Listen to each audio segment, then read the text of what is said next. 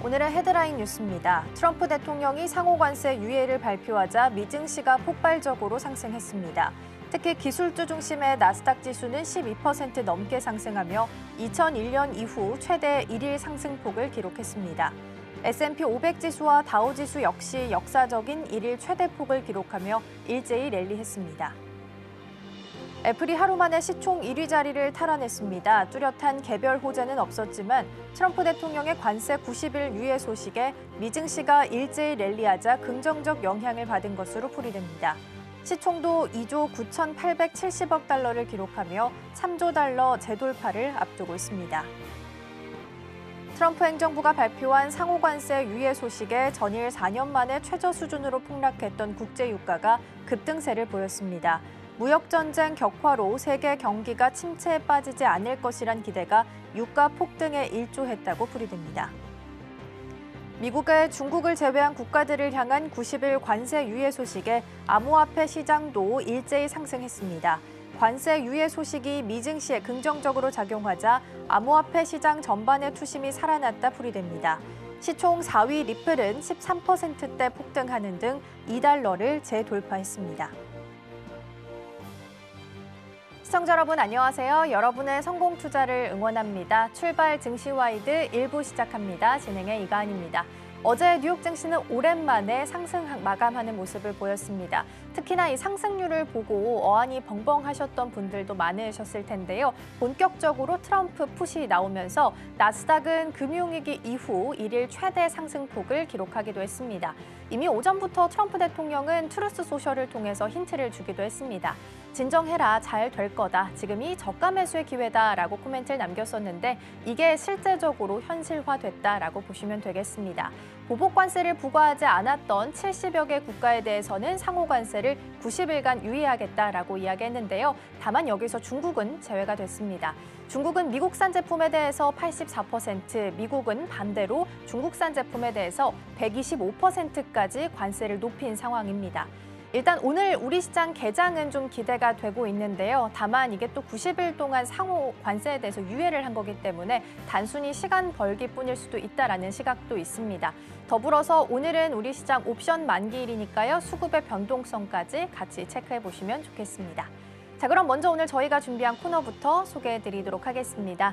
먼저 오늘의 첫 번째 코너로는 빅애플 스탁 준비되어 있습니다. 트럼프 행정부에서 애플에 대해서 미국 안에서 생산해라라는 코멘트를 좀 줬다라고 하죠. 애플은 안 그래도 관세 때문에 여러 가지 복잡한 심경일 텐데 어떤 결단을 내리게 될지 관련된 내용 체크해 보겠고요. 이어서 다음 코너로는 코인 라이브가 준비되어 있습니다. SEC와 리플 사이에 있었던 소송을 두고서 이제 종결 여부를 두고 일부에서 논란이 좀 제기가 되고 있다라고 합니다. 이 내용 포함해서 다양한 뉴스들 점검해 보겠습니다. 자, 그럼 출발 증시와이드 1부 본격적으로 시작해 보도록 하겠습니다.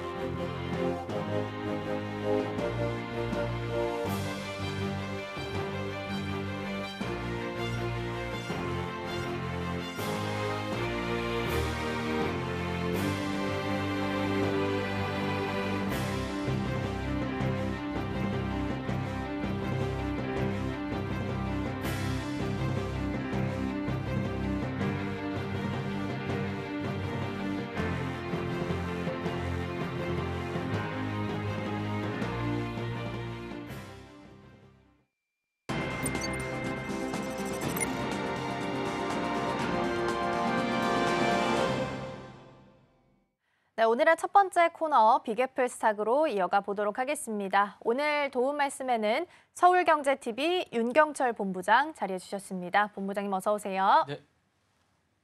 네, 어제 오랜만에 미증시가 폭등하면서 마무리를 했습니다. 이런 시장 속에서는 어떤 키워드들 더 선별해서 봐야 될지 함께 전략들 점검해 보겠습니다. 먼저 오늘의 첫 번째 키워드 화면을 통해서 만나보시죠. 네, 오늘의 첫 번째 키워드는 애플 미국 생산 요구 보도록 하겠습니다. 최근 트럼프 정부의 이른바 아이폰 미국 생산 가능하다 이렇게 아이폰 리쇼어링 발언이 좀 나왔는데요. 실현 가능성보다는 어떻게 보면 정치적인 상징성이 우선일 전략의 가능성이 높아 보입니다.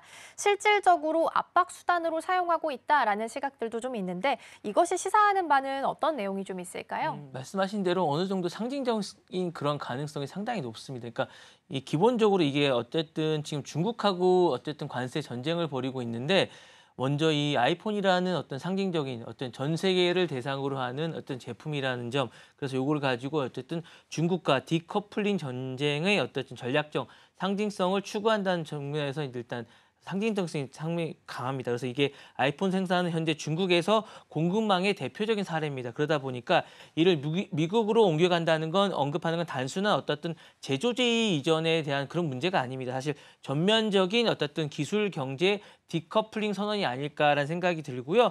그러다 보니까 더 이상 우리는 중국 없이도 첨단 제품을 생산할 수 있다라는 어떤 정치적 메시지가 아닌가라는 생각이 들어요. 지금 무역 전쟁을 하다 보니까 아이폰 하나만으로 요걸 가지고 이제 이야기를 하는 게 아닌가라는 어떤 메시지를 전달하는 그런 차원인 것 같아요. 그래서 요게 그런 차원이 일단 있는 것 같고요. 그다음에 애플 같은 대기업을 제조업을 러스트벨트 쪽으로 가져오겠다라는 메시지를 또 이제 이쪽 국내 유권자들한테 던지는 그런 것들도 있는 것 같습니다. 그러다 보니까 트럼프는 애플처럼 미국 브랜드임에도 불구하고 해외 제조에 의존하는 기업들을 나는 강한 대통령이기 때문에 충분히 가져올 수 있다. 이런 메시지를 국내 유권자들에게 이제 던집니다. 그래서 제조 회기라는 경제 내러티브를 이제 강화하는 그런 것 같습니다. 그래서 이제 이거를 전통적인 제조업 기반인 미시건이라든가 오하이오라든가 이런 유권자들에게 정치적 어필을 하는 게 아닌가라는 생각이 들고요. 그다음에 고관세 정책에 관한 협상 레버리지로 이제 활용하는 게 아닌가라는 생각이 듭니다. 그래서 이 발언은 단순한 가능성도 좀 있지만 애플이라든가 글로벌 IT 기업들이 이제 어쨌든 중국에서 철수 안 하면 당신들에게 고관세 정책을 매기겠다라고 얘기하면서 협상 메시지를 던지면서 어느 정도는 가지고 와라라고 이야기하는 그런 것도 있는 것 같은 그런 생각이 들고요. 그다음에 이제 미국 내에 있는 어떤 기술의 협상화 흐름과 연결이 좀 돼 있는 것 같습니다. 그래서 이제 아이폰을 미국 내 생산을 하면 미국 내 반도체라든가 어떤 다른 배터리라든가 전자 부품이라든가 조립 로봇 같은 것들이 어느 정도 산업 육성을 할 수 있는 그런 것 같아요. 왜냐하면 지금 애플이 미국 내에 없다 보니까 애플 관련 산업들이 전혀 발전이 안 돼요. 그러니까 이런 것에 대한 불만들이 나오고 있는데 이런 것들을 어느 정도 잠재우겠다라는 생각이 좀 있는 것 같습니다. 이런 부분에 대한 게 있는 것 같고 특히 이제 어쨌든 인플레이션, 그러니까 감축법 같은 게 있는데 이런 것들을 어떤 얘기를 하면서 이런 것을 이제 어느 정도 혜택을 주겠다라고 이제 애플한테 얘기를 하면서 투자를 유치해야 하는데 이제 애플이 5천억 달러 투자 얘기를 했는데 빨리 이런 걸 시행을 해라 이런 얘기도 좀 하는 것 같습니다. 압박 수단으로 좀 활용을 하는 것 같고 그 다음에 이제 이게 트럼프의 기술 중에 하나인데 불가능한 거를 얘기함으로써 어느 정도 가능하는 협상술이 하나입니다. 그래서 이제 만약에 트럼프가 비현실적인 요구를 어느 정도 던집니다. 이런 것들을 함으로써 실질적인 어떤 양보를 이끌어내는 협상의 기술이 있는데 이 부분을 좀 얘기하는 게 아닌가라는 얘기를 하면서 어느 정도 불가능한 걸 던짐으로써 일부 공정한 걸 얻어내는 하면서 공정 라인을 얻어내는 약간 이런 전술이 아닌가라는 생각이 들고요. 이런 걸 이끌어냄으로써 이제 트럼프는 여러 가지 전략이 좀 있는 것 같아서 미국 공급망의 어쨌든 상징적인 전환점이 되지 않을까라는 생각이 들고요. 애플이 어쨌든 전체적인 어떤 시총 1위다 보니까 이런 기업을 어느 정도 미국으로 이끌어오면 자신의 성과가 될 것 같아요. 자기 성과가 될 것 같고 국제 간의 어쨌든 전략적 선언도 좀 될 것 같은 그런 생각이 듭니다. 그리고 이제 모두에 말씀드렸다시피 고관세 정책의 어떤 정당성과 협상 카드도 충분히 될 것 같은 그런 생각도 들고 이런 전체적인 이야기를 하는 게 아닌가라는 생각이 듭니다. 네. 네, 애플은 대다수의 제품들을 지금 중국에서 직접 조립하는 과정을 거치고 있는 상황이라서 사실상 머리가 좀 아플 수밖에 없는 상황인 것 같긴 합니다.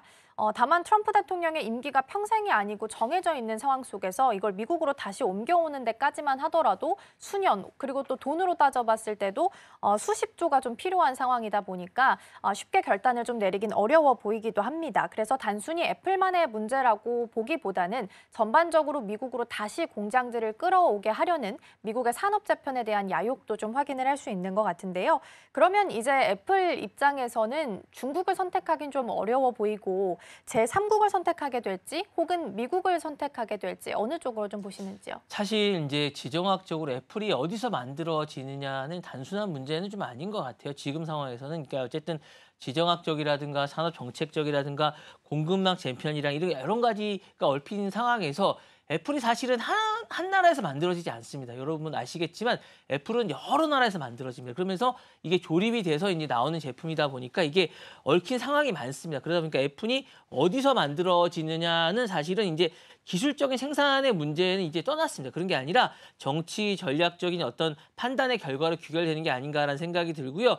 이게 현실적인 전망은 여러 가지가 있겠지만 제가 볼 때는 타협점을 좀 찾을 것 같아서 일단은 예상 후보지로는 이제 인도라든가 인도에서 찾는다는 기사가 가장 많이 나오고 있는데 인도라든가 이제 베트남이나 태국, ม็식코로 갈 가능성이 상당히 높습니다. 그래서 이게 될 것 같고 이미 이제 애플은 인도와 이제 베트남을 대규모 투자를 해놓은 상태입니다. 그래서 위로 갈 가능성이 높고 중국 리스크는 분산을 하되 미국에서 본격적인 리쇼링은 어느 정도 하는 방향으로 가지 않을까라는 생각이 듭니다. 그래서 중국 플러스 알파라는 어떤 전략을 하게 될 상황이 있을 것 같고 이렇게 될 경우에는 이제 인건비 절감도 좀 있으면서 관세도 좀 피하고 정치적 압박도 좀 피할 수 있는 그런 게 아닌가라는 생각이 들고요. 다만 지금 중국에 완벽하게 인프라를 갖춰놨습니다. 그러니까 문제가 뭐냐면 이게 단순히 어느 정도 이게 공장 이전이 단순한 게 아닌 게 왜냐하면 인적 자원이 구성이 돼야 됩니다. 왜냐하면 TSMC가 상당히 이제 어려웠던 게 뭐냐면 미국으로 이제 이거 공장을 이전했는데 훈련된 인력이 없었습니다. 그러다 보니까 사실은 대만에서 인력들을 데리고 왔었어야 되거든요.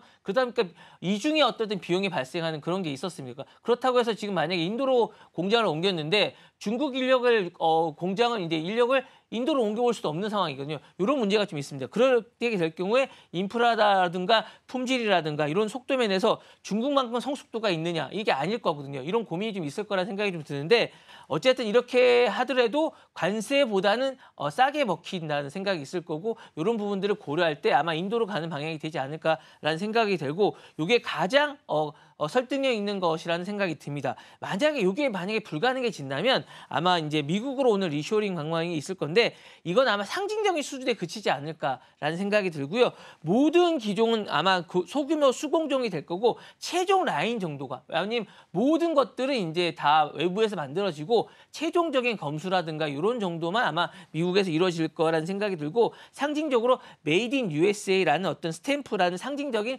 생산 라인 정도가 되지 않을까라는 생각이 듭니다. 네. 가장 가능성이 높은 건 일단 인도로 점쳐지고 있는 상황이고요. 설계나 AI는 미국 쪽에 맡긴다 하더라도 조립은 이제 중국이 아닌 동남아 쪽으로 시선을 돌릴 가능성이 조금 더 높아 보입니다. 자, 그럼 이어서 두 번째 키워드 함께 살펴보시죠. 네, 이어서 두 번째 키워드는 도지 AI 감시 보겠습니다. 최근에 머스크가 이끌고 있는 이 도지부에서 트럼프 대통령에 대해서 부정적인 이야기를 하고 있는지 이런 내용들을 좀 감시하는 내부 커뮤니케이션을 감시하고 있다라는 주장이 일각에서 좀 제기가 됐습니다. 이런 보도가 시사하는 바는 어떤 내용들이 좀 있을까요? 저는 일론 머스크를 보면서 이렇게 정보를 취득하는데 엄청난 집착을 좀 한다는 생각을 좀 해요. 다른 어떤 사람들보다 이게 왜 그럴까라는 생각을 이제 좀 해봤는데 사실 이게 좀 보면 행정부 내 어떤 감시라든가 권위주의적 통제 징후가 나타나는 게 아닌가라는 생각이 들면서 상당히 좀 우려가 되는데 사실 정부 내에서 어떤 대통령 정책 비판이라든가 관료 전문 사적 커뮤니케이션이라든가 AI를 감시하는 건 사실은 미국 같은 나라에서는 있을 수 없는 일입니다. 이게 사실은 중국이라든가 러시아 같은 이런 나라에서 있는 아니 북한이라든가 이런 나라에서 있는 일인데 사실 이게 가능한지는 모르겠습니다. 이게 사실 현실로 밝혀졌다면 상당히 충격적인 일인데 정책 비판이라든가 충성 위반이라든가 전체적 인식을 상당히 많이 반영하고 있습니다. 이런 게 좀 있고 사실 이는 정치적 견해의 자유라든가 내부 고발자 보호라든가 합리적인 정책의 어떤 토론의 기능을 위축시킬 수 있기 때문에 상당히 좀 위험한 게 아닌가라는 생각이 들고요. AI 기술을 이렇게 좋은 기술을 이렇게 나쁘게 권력화라든가 감시에 국가로 쓴다는 게 상당히 좀 우려스럽습니다. 그리고 이제 AI는 효율성이라든가 생산성 향상을 위해서 만든 것인데 이걸 정권 유지라든가 충성에 간별적으로 전용된다면 이거를 디지털의 어떻든 감시 규격의 문을 여는 첫 단추가 되기 때문에 아주 오용하는 머스크가 이걸 오용하는 어떤 사례로 만들기 때문에 어쨌든 이 과학자가 이렇게 오용할 수 있는 이런 것들을 만드는 게 옳은 것인가라고 우리가 한번 고민해 보아야 될 그런 게 아닌가라는 생각이 들고요.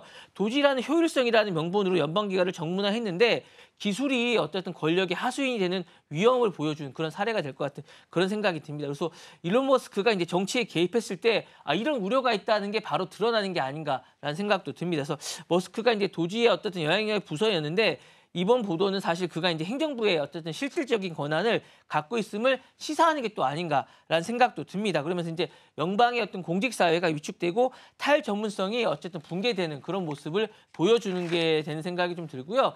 헌법의 원칙과 그런 것들이 충돌되는 그런 가능성도 있는 게 아닌가라는 생각이 듭니다. 그래서 이런 거 전체적으로 다 우려스럽다는 생각이 드는군요. 네. 네, AI를 통해서 트럼프 정부를 좀 비판하고 있는 조직들이나 혹은 인물들을 좀 가려내는, 색출하는 모습이 좀 판단이 되고 있는 상황이고요. 원래 도지부의 설립 목적 자체가 정부 효율을 좀 따지기 위해서 만들어졌던 건데 지금 말씀해 주신 것만 봤을 때는 권력에 대한 감시 기구로 전락하고 있는 모습도 확인이 좀 되고 있습니다. 그러면 이런 보도들이 앞으로 좀 어떤 파장을 좀 일으키게 될까요? 이게 제가 볼 때는 여러 가지 파장을 좀 일으킬 것 같은데 일론 머스크가 기본적으로 이제 이 기술 권력자이자 이제 체제 전복자고 사실은 이제 통제자로서 자신이 세상을 바꾸고 이끌어야 되는 강박관념이 좀 있는 것 같아요. 그러다 보니까 이런 부분에 대해서 이제 그런 부분을 놓지를 못하는 것 같습니다. 통제 욕구와 세계관을 꼭 갖고 있기 때문에 이런 집착을 놓지 못한다 보니까 완전한 정보 입고로 완전한 통제라는 기술적인 신념을 갖고 있는 듯합니다. 그래서 그러다 보니까 머스크가 정보를 안다는 게 통제가 가능하고 이런 같은 사고를 갖고 있다 보니까 이런 일이 일어나지 않나라는 생각이 들고요. 그는 감시 집착이 곧 세상을 수학적 모델로 예측하고 제어하고 싶다는 욕망이 발로가 되니까 이제 이런 일은 계속 일어날 수밖에 없다는 생각이 좀 듭니다. 그리고 이제 기득권 견제가 내가 대한 시스템이다. 내가 그걸 보여줘야겠다라는 생각이고 내가 완벽한 어떤 결정체다라는 어떤 구세주적 자기 정체성이 좀 있는 게 아닌가라는 생각도 들어요. 그래서 이런 게 발로하다 보니까 계속 모든 걸 다 알아야겠고 그래서 통제해야겠다는 생각도 좀 하는 것 같습니다. 그래서 이런 게 좀 있고 그가 이제 언론이나 정부나 국제기관을 비판하면서 동시에 X나 도지 같은 이제 그런 시스템을 가지고 왔지 않습니까? 이게 이제 대안이 돼야 되는데 이게 삐그덕거리고 많은 것들을 이제 메시아적인 약간 그런 생각을 좀 갖고 있는데 그런 것들을 하려면 많은 걸 알아야 되거든요. 그러다 보니까 이제 이런 것들을 계속 감시하게 되고 통제하게 되는 그런 게 있는데 그러다 보니까 계속 이게 반복될 수밖에 없거든요. 근데 이제 이게 그런데 문제가 뭐냐면 통제 장치가 없다는 게 좀 문제가 되는 것 같고 계속 반복될 수밖에 없습니다. 그리고 이제 AI에 대해서 어쨌든 양면적인 인식이 좀 있습니다. 그리고 이제 공포라든가 선점이 좀 있는데 여기에 대해서 이제 잘 통제하면 인류를 구원할 수 있는데 그게 이제 바로 나다라는 이런 어떤 메시아적인 게 계속 있는 것 같아요. 그래서 이런 게 좀 문제가 있어서 요 이제 대체제가 좀 있어야 될 것 같습니다. 그래서 정치 감시에 대한 어떤 제도의 위험성이 있는데 요거에 대해서 어쨌든 공무원이 대통령과 생각이 다르다는 이유로 이제 우리가 만약에 감시를 하게 된다면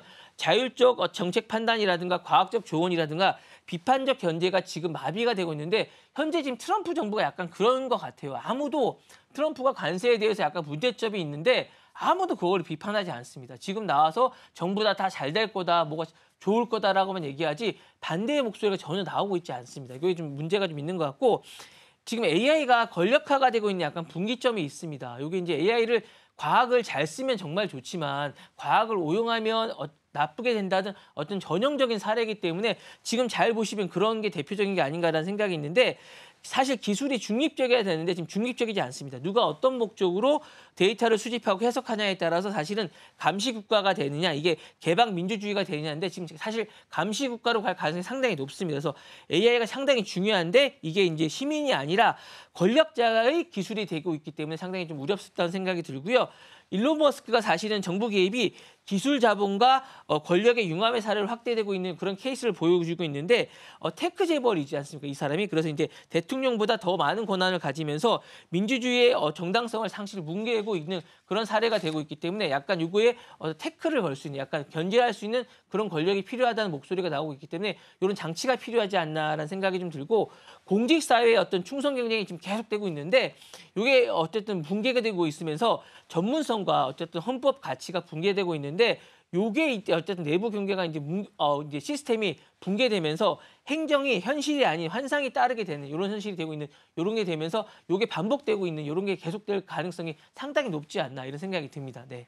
네, 말씀해 주신 것처럼 AI의 권력화 그리고 오용이 어떻게 되고 있는지를 보여주는 전형적인 대표적인 사례로 남지 않을까 싶습니다. 자, 그럼 이어서 세 번째 키워드도 확인해 보도록 하겠습니다. 네, 오늘의 세 번째 키워드 TSMC 10억 달러 벌금 살펴보겠습니다. TSMC가 미국 수출 통제 규제 위반을 이유로 해서 지금 10억 달러 벌금을 부과받을 위기에 놓여 있는 건데요.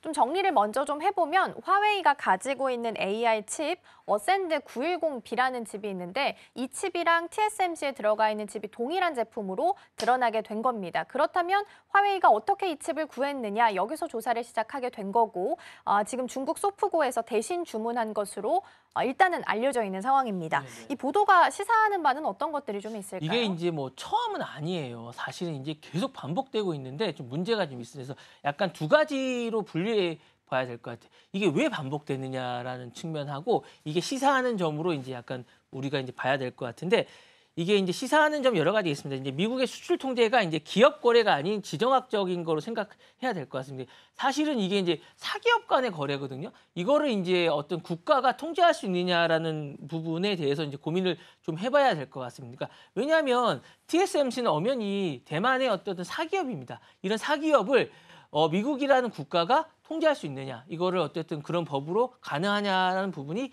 사실은 좀 약간 어쨌든 우리가 고민을 좀 해봐야.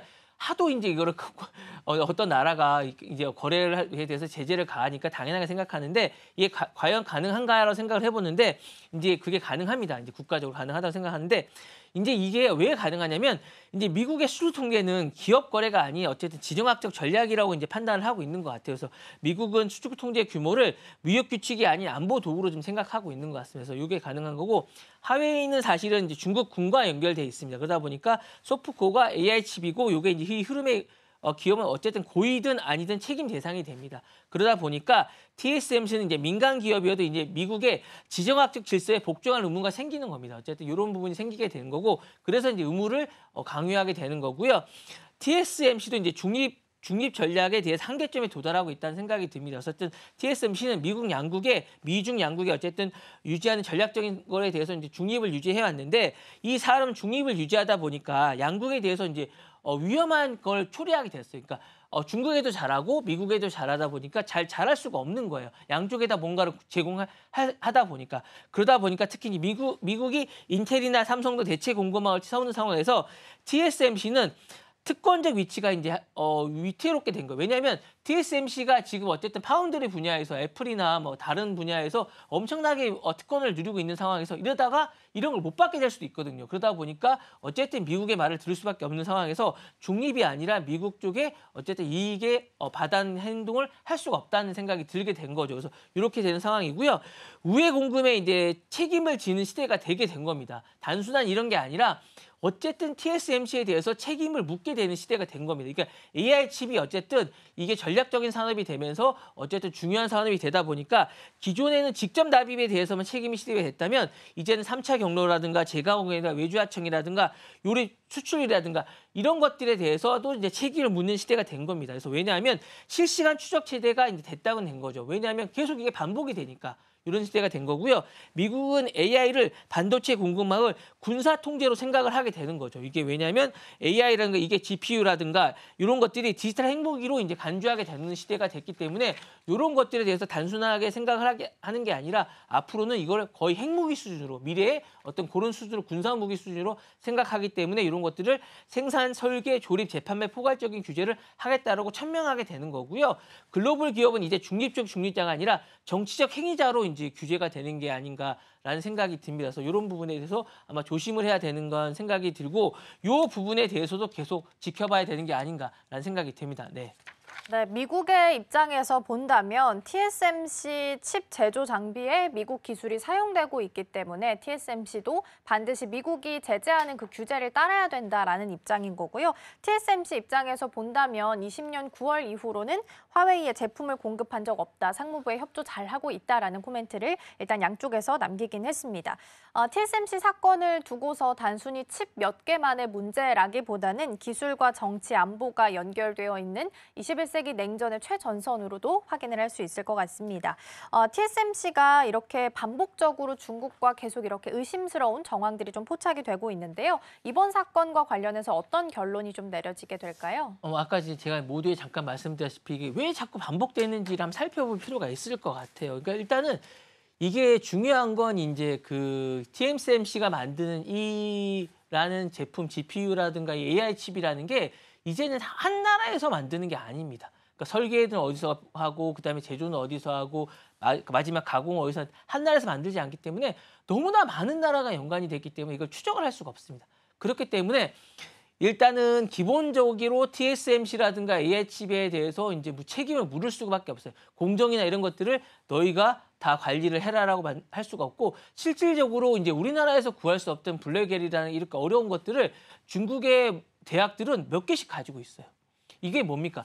다 뒤로 이제 우회적으로 다 구할 수 있게 된다는 얘기죠. 사실 비싸게 구할 수 있다는 얘기지만 그러면 이게 어느 정도 이런 중간 과정에서 책임이 다 있다는 얘기거든요. 그래서 이 부분에 대해서 책임을 져야 된다는 얘기고 미국이나 중국이나 시스템 간의 어떤 충돌이 계속 생긴다는 얘기입니다. 그래서 앞으로도 이게 반복이 될 가능성이 있기 때문에 뭔가 TSMC가 그동안은 이제 미국이 말로 조용히 이제 처리를 해왔지만 이제는 그렇지 않겠다는 생각을 공공연하게 하고 있다는 생각을 갖고 있는 것 같아서 미국과 중국이 시스템이 충돌이 하고 있는 거고 미국은 통제 기반의 어떤 시스템과 이제 제재를 동맹을 네트워크를 해왔는데 이렇게 해서는 안 되겠다는 생각을 하고 있는 것 같아서 중국은 해피 기반의 시스템을 갖고 있죠. 그래서 우회 공급이라든가 자체 기술이라든가 국가 주도를 하고 있는데 이게 서로 충돌을 하고 있다는 생각이 좀 들고 있는 거고요.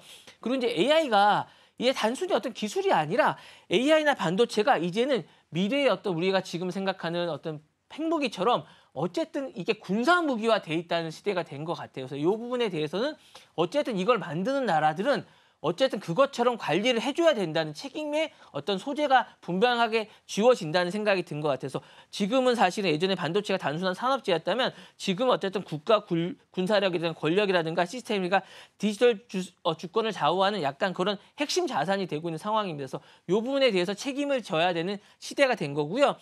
글로벌 공급망이 사실은 이제 너무 복잡해서 이거 사실은 추적하기가 좀 어렵습니다. 그래서 계속 반복이 될 수밖에 없고요.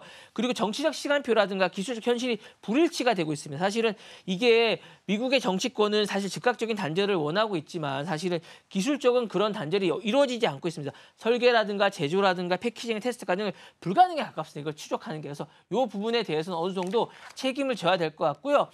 이게 이제 앞으로 어떻게 될 거라는 생각이 들면은 제가 볼 때는 벌금이 나올 것 같습니다. 벌금이 나올 것 같고 공급망 통제도 TSMC가 좀 더 지금보다는 잘해야 될 것 같아요. 왜냐하면 지금 미국이 너무 화가 나 있어요. 왜냐하면 이게 처음이 아니라니까요. 정말 계속 반복이 되고 있어요. 그러니까 이거는 미국이 이번에 트럼프 정부, 그러니까 바이든 정부 때부터 경고를 해왔는데 이 부분을 TSMC가 너무 간과했어요. 그리고 이제 이번에 그런 것들을 해서 뭐 미국에 투자를 좀 하겠다라고 생각했는데 일단 제가 볼 때 10억 달러 플러스 알파를 때릴 것 같아서 10억 달러 벌금 이상하고 향후에 수출에 대해서 검토 절차를 강화할 것 같고 왜냐하면 소프트웨어라는 이 기업이 계속 문제가 되고 있고 하웨이의 기술 확장에 엄청나게 많은 도움을 주고 있습니다. 왜냐하면 하웨이가 자신들이 뭐 어센트라는 이 AI 칩을 개발했다고 얘기하고 지난해 어쨌든 이 시즌2를 만들겠다고 얘기했는데 기본적으로 시즌2가 안 나오고 있습니다. 이거 막은 이후에. 그렇다면 이거를 우회로 자신들이 빼돌렸다는 얘기가 되는 거거든요. 사실 그렇기 때문에 이 부분에 대해서 이제 반도체 지원의 전제 조건으로 빼돌린 게 되고 이제 신뢰 회복이 무너졌다는 얘기가 되기 때문에 이런 부분이 있는 것 같고 왜냐하면 TSMC를 제재를 해야 나머지 어쨌든 ASML이라든가 어쨌든 삼성이라든가 ARM 이런 기업들이 경고매 시대가 분명히 될 거기 때문에 이런 거에 대해서 아마 강화를 하지 않을까라는 생각이 듭니다. 네. 네, 그렇다면 말씀해 주신 것처럼 벌금이 만약에 부과될 가능성이 높은 상황 속에서 그러한 의미도 있겠지만 네. 추가적으로 공급망 재정렬에 있어서의 트리거도 될 수 있다는 부분도 함께 체크해 주시면 좋겠습니다. 자, 그럼 이어서 다음 키워드 열어보겠습니다. 네, 다음 키워드로는 아마존 하울 보겠습니다. 이전에 디미니미스 규정 좀 살펴본 바가 있습니다. $800 이하의 네네. 물건에 대해서는 관세를 면제하는 규정이었는데 이거를 폐지를 하기로 결정을 했다라는 네네. 부분을 앞서서 저희가 짚어본 바가 네네. 있습니다. 그래서 이것 때문에 그동안 혜택을 좀 봤었던 게 테무나 쉐인, 여기 나왔던 아마존 하울 등도 있을 텐데 이번 폐지로 인해서 아마존 하울은 이제 미국 내 창고에 쌓아두고 있었던 재고를 판매하는 전략으로 좀 수정을 했다라고 네네. 합니다. 이번 변화가 시사하는 건 어떤 것들이 좀 여러 가지 있을까요? 의미가 있을 것 같아요. 왜냐하면 일단 기본적으로 이제 $800 이하 거리가 못 들어오게 되는 겁니다. 사실 이제 우리 코너에서 제일 먼저 보도를 드렸었는데 그렇게 되다 보니까 중국 중심의 초저가 이커머스가 구조적으로 타격을 있습니다. 여러 가지가 있죠. 그러니까 테무라든가 쉐인이나 알리 같은 이 디커머스를 활용한 $800 이하의 어떤 직배송 무관세 요 패턴에 어쨌든 제조의 이 단가의 어떻든 이런 것들은 사실은 전 세계를 대상으로 하는 어떻든 그런 겁니다. 그러니까 왜냐하면 무관세 국가들이 많기 때문에 이런 정도의 것들은 어쨌든 전 세계 제조 공장을 중국에 두고 전 세계의 어떤 공급망을 두는 건데 특히 미국이 중요한 공급망이었습니다. 그래서 이런 것들이 이제 규정 폐지는 사실 이들 업체가 기존 초저가 구조를 유지하기 어렵게 만들었다는 생각이 좀 들고요. 물류 기지를 아마 이전하게 되지 않을까라는 생각이 들면서 멕시코라든가 동남아라든가 또는 미국 현지화 모델 전략으로 바꾸게 되지 않을까라는 생각이 들고요. 중국발 초저가 직구가 아마 시대가 종말을 맞게 되지 않을까라는 생각이 듭니다. 제 생각에는 아마 이런 서비스는 앞으로 이제 보기 힘들지 않을까? 이런 생각이 듭니다. 왜냐하면 이게 우리나라 때문에 생긴 게 아니고 미국 때문에 생긴 거예요. 미국 시장을 공략하기 위해서 생겼고 이런 코너가 지금 많이 없어지고 있습니다. 그래서 아마존에 들어가 보시면 이미 이 코너가 없어지고 지금 하는 창고형 이런 것들로 대체되고 있고요. 그러다 보니까 아마존이나 월마트의 유통기업들이 오프라인으로 옮겨가고 있습니다. 이쪽에 전략적 기회가 제공되고 있고 직보생 모델이 이제 약화되면서 사실은 국내 유통 구조가 회복되고 있다라고 생각하고 있습니다. 그래서 미국 내 어쨌든 풀빌먼트 센터라든가 브랜드 인수가 반격의 여지가 생기고 있고요. 사실은 이제 소비자들이 어쨌든 가격 상승이 좀 되면서 인플레이션이 좀 올라가지 않을까라는 생각은 좀 들고 기본적으로 약간 이제 불필요한 소비를 했던 것들이 좀 있었어요. 싸다 보니까 이런 것들을 좀 자제하는 약간 이런 게 좀 있고 글로벌 국가화가 이제 본격화됐던 것들이 약간 자제가 되는 게 아닌가 있고 디지털 무역과 이제 관세 규제의 충돌이 이제 개막되는 게 아닌가라는 생각이 듭니다. 사실 이런 테무라든가 쉐인이라든가 요 앱 기반 플랫폼하고 디지털 쇼핑이라든가 요 무관세는 사실 21세기형 약간 무역 모델이었는데 이런 것들이 이제 쇠퇴할 것 같습니다. 약간 우리가 이제 역행하지 않을까라는 생각이 들고요.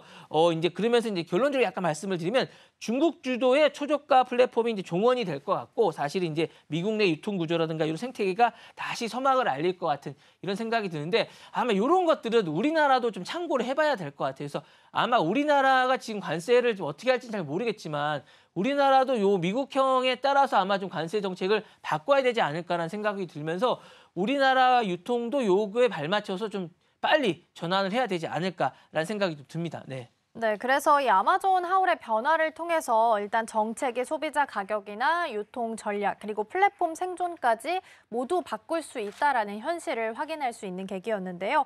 미국 유통이 어떻게 바뀔 수 있다라는 부분을 우리는 예상을 좀 할 수 있을까요? 그러니까 초저가 수입이 됐던 것들이 이제 고정가 제조 판매로 좀 바뀔 것 같아요. 그러니까 이게 기본적으로 옛날에 너무 쌌거든요. 그러니까 뭐 그냥 뭐 만약에 이렇게 제품을 받아보고 우리나라도 많이 그러는데 반품을 안 하고 그냥 버리잖아요. 너무 싸니까. 이런 게 있었는데 지금은 중국 현지에서 오고 하다 보니까 지금은 어떤 식이냐면 미국 내 재고라든가 이제 미국은 우리나라랑 약간 유통 구조가 다릅니다. 우리나라는 이제 유통을 어떤 식으로 하냐면 블랙 프라이데이라는 게 우리나라 안 맞는 이유가 뭐냐면 우리나라는 사실은 이제 유통에서 필요한 만큼을 받는데 미국은 한꺼번에 다 구입을 해서 백화점에 이런 데서 연말에 이제 그거를 창고형 세일을 하는 약간 블랙 프라이데이 이런 식으로 하거든요. 그러니까 유통이 약간 다른데 그러다 보니까 창고에 이제 재고가 쌓여 있는 경우가 많기 때문에 이런 것들을 나중에 이렇게 지금처럼 이렇게 하울처럼 이렇게 판매를 하니까 이런 식으로 하거든요. 그러니까 유통 구조 살짝 다릅니다. 그래서 이런 식으로 판매형을 하거나 제3국에서 들어오는 형태로 하게 되는 것 같고요.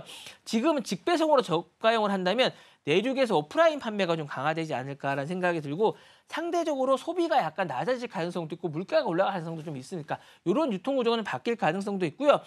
그리고 이제 결론적으로 말씀을 드리면 가격 경쟁력에서 이제 뭐 재고 회전 속도는 빨라졌다면 이런 것들이 좀 바뀌지 않을까라는 생각이 좀 들면서 배송 편의성이나 이런 부분도 이제 약간 느려지지 않을까 이런 것들이 속도가 느려질 것 같고 아마존도 이런 것이 좀 약해질 것 같고 아마존보다는 월마트나 이런 오프라인 쪽이 좀 코스트코나 이런 쪽이 좀 강해질 것 같은 이런 성격이 될 것 같고 유통 플랫폼도 구조가 재변화될 것 같은 생각이 듭니다. 기존 모델이 뭐 테무라든가 알리라든가 위시라든 이런 플랫폼이 있었거든요. 이런 것들이 무한 중국에서 공장에서 엄청나게 많은 것들을 생산해내고 이것들이 미국 고객을 대상으로 했다면 변화후 모델이라고 하면 국내 어쨌든 물류 생태에서 중심을 하고 배송 속도를 약간 빠르게 하면서 이제 재고 기반을 하면서 이런 것들을 이제 배송을 하는 약간 이런 식의 하는 것 같고 예전에는 다품종 소량 모델이었다면 지금은 그냥 재고를 잘 관리하는 이런 모델이 되지 않을까라는 생각이고 소비자들도 약간 바뀔 것 같아요.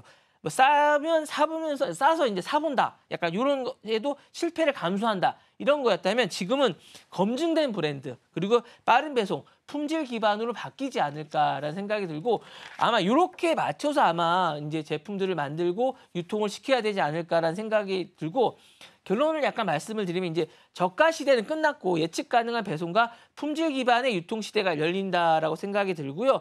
이건 이제 새로운 3.0 시대가 열리는 건데요.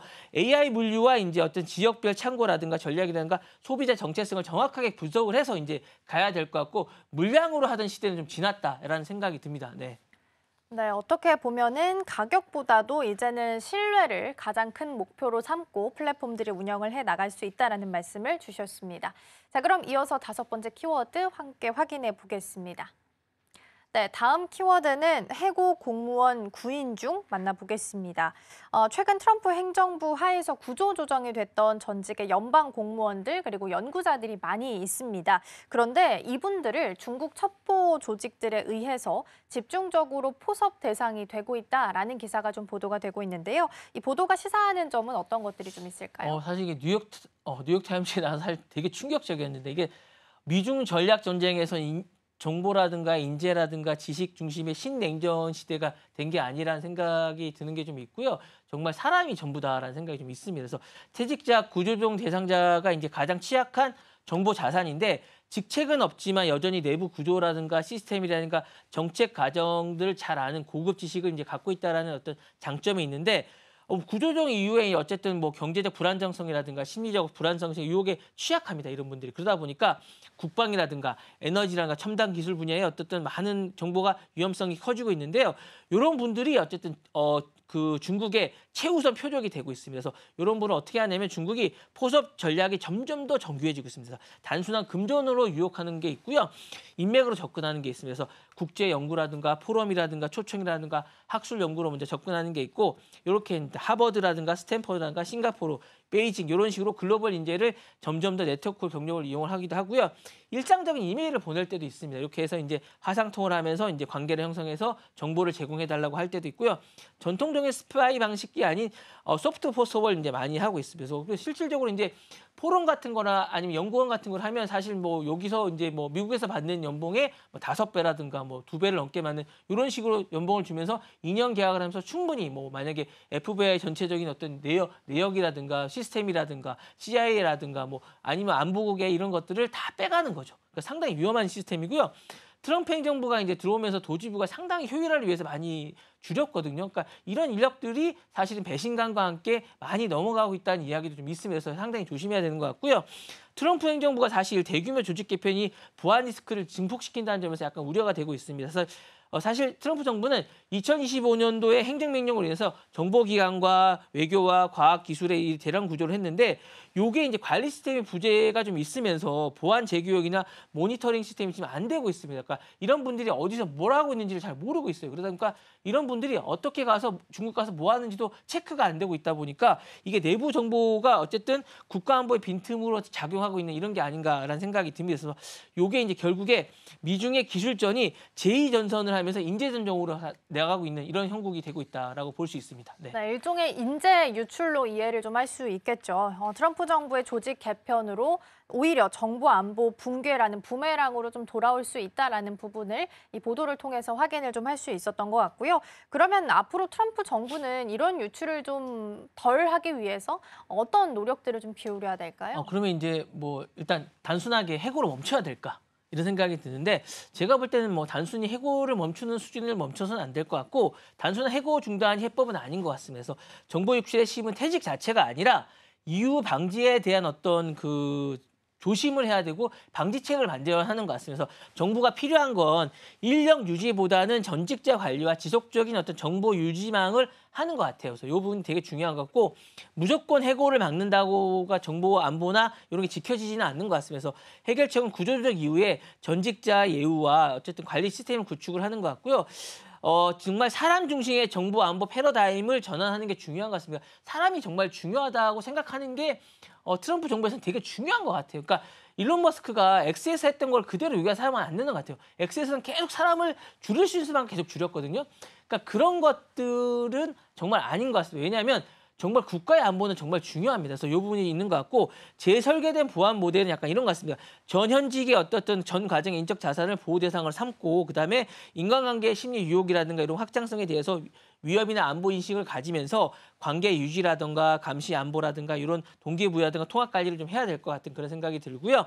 그다음에 퇴직자 관리를 전직자 신뢰 네트워크를 재구성하면서 이런 것들을 관리해야 되지 않을까라는 생각이 들고 인적 안보에 대한 어떤 붕괴는 기술 안보보다 훨씬 더 치명적입니다. 조심해야 될 것 같고 정말 미국의 진짜 기술의 경쟁은 기술이 아닙니다. 그 기술을 설계하고 작동시킬 수 있는 인력이라는 생각이 들어서 해고를 멈춰야 될 게 아니라 사실 지금 멈춰야 될 건 사실은 퇴직 후에 이들의 국가의 인프라로서 인정하는 어쨌든 생각이라든가 설계라든가 이런 것들은 국가의 어떤 따뜻함이 아닐까라는 생각이 듭니다. 네. 네, 단순히 인력을 해고하는 데서 그치는 것이 아니라 해고를 한다 하더라도 그 이후에 그분들이 좀 살아갈 수 있는 제대로 된 인생 플랜을 좀 짜주는 전략들도 필요하다라는 말씀을 좀 주신 것 같습니다. 자, 5번째 키워드 정리하고요. 6번째로 넘어가 보겠습니다. 네, 다음 키워드로는 트럼프 거래 재구성 보도록 하겠습니다. 사실 빅테크 기업들이 트럼프 2기가 시작됐을 때 상당수의 금액을 도네이션을 했습니다. 그러니까 상대적으로 난 좀 호의를 받을 수 있겠지라는 기대감을 좀 모았었는데 다만 이번에 고관세로 인해서 많은 빅테크 기업들이 피해를 받고 있는 상황이고 트럼프 대통령도 정경유착의 태도보다는 나한테 종속해라라는 태도가 조금 더 많이 보이고 있는 것 같습니다. 그래서 미국 내에 있었던 대기업과 정부 간의 전통적인 거래 모델도 좀 붕괴시키고 있다라는 시각도 제시가 되는데요. 이러한 현상들을 어떻게 해석을 좀 해보면 좋을까요? 이거는 제가 볼 때는 일단 거래 기술이 좀 바뀐 것 같아요. 그래서 미국의 정치 경제 시스템의 작동 원리가 이제 바뀌었습니다. 제가 볼 때 바뀌고 있는 징후가 아니라 바뀐 것 같고요. 정경유착이 아니라 정경종속이라는 단어가 맞는 것 같아서 트럼프식 파워 다이내믹이 나온 게 아닌가라는 생각이 들고 트럼프의 2기의 메시지는 정확한 것 같습니다. 돈을 준다고 영향을 갖는 게 아니다. 권력을 인정하고 나에게 종속해라. 복종해라. 이렇게 하면 나는 너희에게 뭐 혜택을 베풀겠다라는 생각이 있는 것 같고 이번 애플도 비슷한 것 같아요. 애플 사태도 보니까 어쨌거나 좀 기회를 한번 줘보겠다. 이렇게 기회를 주니까 이번에 주가가 뛰지 않느냐. 나에게 너희가 복종하면 이런 혜택을 내가 베풀겠다라는 생각을 하는 것 같고요. 단순히 너희가 이제 돈을 주고 이런다고 해서 내가 영향을 주지 않겠다라고 생각을 하는 것 같고 이는 전통적인 의미에서 정경유착에서 하는 게 아니고 정경종속이라는 생각을 좀 만드는 것 같아서 어쨌든 정부가 기업을 지배하는 역방향 통제로 패러다임이 이동하는 게 아닌가라는 생각이 듭니다. 그래서 기존 모델은 사실은 이제 기업이 돈과 일자리를 제공하고 정부가 어쨌든 규제를 완화해주고 조세 감면을 해주는 약간 이런 형태였습니다. 그러니까 이런 것들을 기대 많이 했던 것 같아요. 왜냐하면 트럼프 1기 때 약간 이런 모습이 보였거든요. 그래서 윈윈 거래를 하자. 그리고 이제 트럼프가 그런 걸 기대했기 때문에 상당수의 기업들이 사실 민주당에 있던 많은 친민주당 어쨌든 빅테크들이었는데 이런 빅테크 기업들이 상당수가 이제 많이 돌아왔습니다. 근데 그렇지 않았습니다. 그렇지 않고 지금 어떠냐. 도네이션을 했지만 고관세 이걸로 역공을 당하고 있고 트럼프는 당신들도 국가 안보 무역 아래 놓인다라고 생각하고 있고 트럼프는 약간 이런 것 같아요. 모든 빅테크를 국가 산업으로 생각하는 것 같습니다. 그래서 만약에 AI나 이런 기업들도 너네가 개발을 해. 내가 활용을 할게. 이런 생각을 좀 하고 있는 것 같고요. 대기업도 국가 정책에 복종하라는 게 이제 트럼프식 산업주의의 어떤 선언인 것 같습니다. 트럼프는 시장보다는 정치적 목표를 산업 통제의 어떤 우선시하는 것 같고 빅테크가 기대한 건 정책의 유연성인데 사실은 트럼프가 요구하는 건 정책의 충성심입니다. 그래서 유럽식 산업 정책이 또 아니고 중국식의 어떤 국가 자본주의도 아닌 미국식 산업 권력의 재편의 실험 형태가 아닌가라는 생각이 들고요. 돈만 주면 시대는 끝났다는 경고가 되는 것 같습니다. 그래서 월가의 실리콘밸리든가 대형 어쨌든 대기업들 지금까지 후원금을 주고 영향 주고 정책 혜택 이렇게 했는데 트럼프는 그 구조를 완전히 깨고 있습니다. 완전히 깨면서 이제는 협조가 아니라 충성 경쟁을 서로가 해라라고 이야기를 하고 있고 실제로 자기에게 쓴소리를 한 사람들은 다 불이익을 주고 있어요. 대신에 충성 경쟁을 한 사람들은 아주 큰 죄를 지어도 사면을 해준다거나 많은 혜택을 주면서 충성 경쟁심을 유도하고 있는 거라서 결론적으로 말씀을 좀 드리면 돈으로 정책을 사던 시대가 아니라 이제는 정책에 복종을 하지 않으면 기업조차 제재를 받는 시대가 되고 있고요. 트럼프 2기 정부는 사실은 이제 전통적인 정부 시대가 아닌 정치가 시장 위에서 군림하는 모델을 실험 중인 약간 그런 시대가 아닌가라는 생각이 듭니다. 네. 네, 이렇게 해서 6가지 키워드 살펴봤습니다. 마지막에는 정경유착이기보다는 정경종속으로 태도가 좀 변화하고 있다라는 말씀도 함께 주셨습니다. 여기서 정리하고요. 본부장님은 여기서 보내드리겠습니다. 오늘 말씀 고맙습니다. 네, 고맙습니다.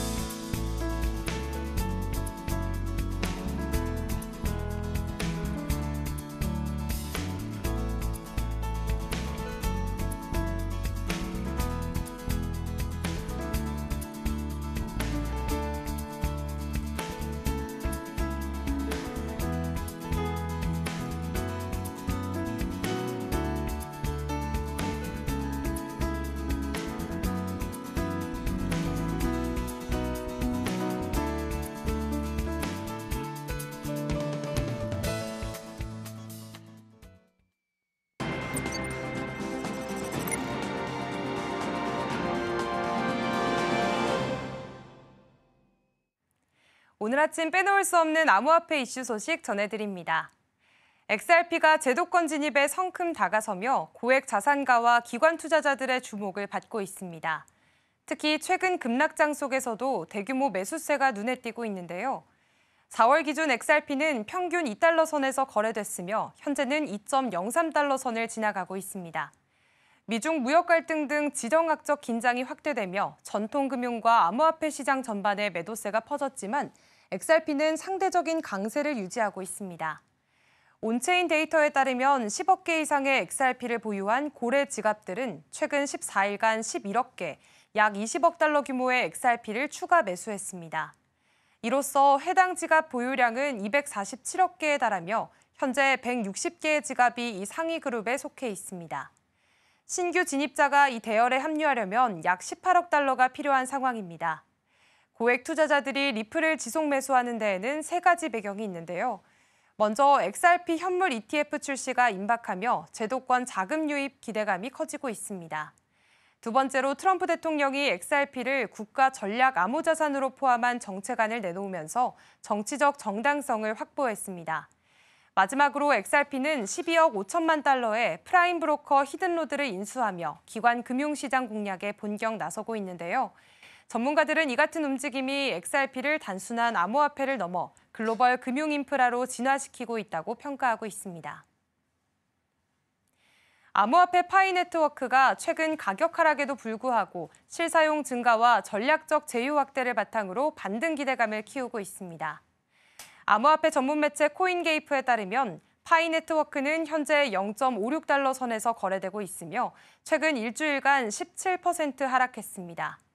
그러나 한국의 한 스킨케어 기업과 미국 부동산 업체 지토 리얼티가 파이코인 결제를 도입하면서 실물 경제에서의 사용 사례가 점차 확대되고 있습니다. 이는 도지코인과 라이트코인처럼 실생활 결제 수단으로 진화하는 흐름과 닮아 있는데요. 뿐만 아니라 파이코인에 대한 구매 수요도 상승세를 보이고 있습니다. 핀테크 기업 뱅사를 통해 최근 48시간 동안 120만 개의 파이코인이 두 주소에서 구매됐으며 뱅사는 은행카드와 지갑을 이용한 직접 거래도 지원하고 있습니다. 이는 아직 파이코인이 상장되지 않은 바이낸스, 코인베이스 등 대형 거래소의 공백을 일정 부분 채워주고 있는데요. 다만 기술적 분석은 아직 하락 흐름을 시사합니다. 가격은 24시간 기준 2.4% 하락한 0.567달러이며 RSI와 ADX 지표 모두 상승 탄력이 약화됐음을 보여주고 있습니다. 전문가들은 주요 저항선인 0.73달러를 돌파할 경우 1달러 선을 넘볼 가능성도 있다고 전망하는데요. 결제 확산과 함께 접근성이 꾸준히 확대된다면 파이 네트워크는 단순한 투기성 자산을 넘어 실질적인 유틸리티 기반 암호화폐로 자리매김할 수 있을 것으로 보입니다. 미국 증권거래위원회와 리플 간의 소송에서 항소가 끝났는가를 두고 양측이 상반된 주장을 펼치면서 법적 혼란이 커지고 있습니다. 9일 암호화폐 전문 매체 코인게이프에 따르면 SEC와 리플의 소송과 관련해서 항소 여부를 둘러싼 해석 차이가 논란이 되고 있습니다. XRP 측 변호사 빌 모건은 SEC의 최근 대응에서 이례적인 점을 포착했다고 밝혔는데요. 이번 사안은 과거 무등록 딜러로 SEC에 의해 지목된 저스틴 W. 키너라는 인물이 리플에 유리한 결정적 증거를 제출하겠다며 법원에 긴급 요청을 제기하면서 시작됐습니다. 그러나 SEC는 이미 항소 중인 사안에 대해 지방법원은 관할권이 없다며 강하게 반대했는데요. 요약 판결과 구제 조치가 항소심에서 다뤄지고 있기 때문에 해당 요청은 받아들여질 수 없다는 입장입니다. 이에 대해 XRP 지지자이자 변호사인 빌 모건은 리플 측이 항소와 교차 항소는 이미 합의됐다고 주장해온 점들을 지적하며 사건이 이미 종결됐다고 보는 리플과 아직 항소가 진행 중이라고 주장하는 SEC 간 입장차가 뚜렷하다고 밝혔습니다. 이러한 논선은 향후 XRP 판결이 암호화폐 전체 시장에 미칠 법적 영향력 때문에 더욱 주목받고 있습니다. 전문가 프레드 리스폴리는 이번 소송은 앞으로 2달 내에 마무리될 가능성이 있다고 전망했습니다. 다만 키너가 제출한 증거의 구체적 내용과 법원의 판단이 어떻게 나올지는 아직 미지수입니다. 지금까지 암호화폐 소식 전해드렸습니다.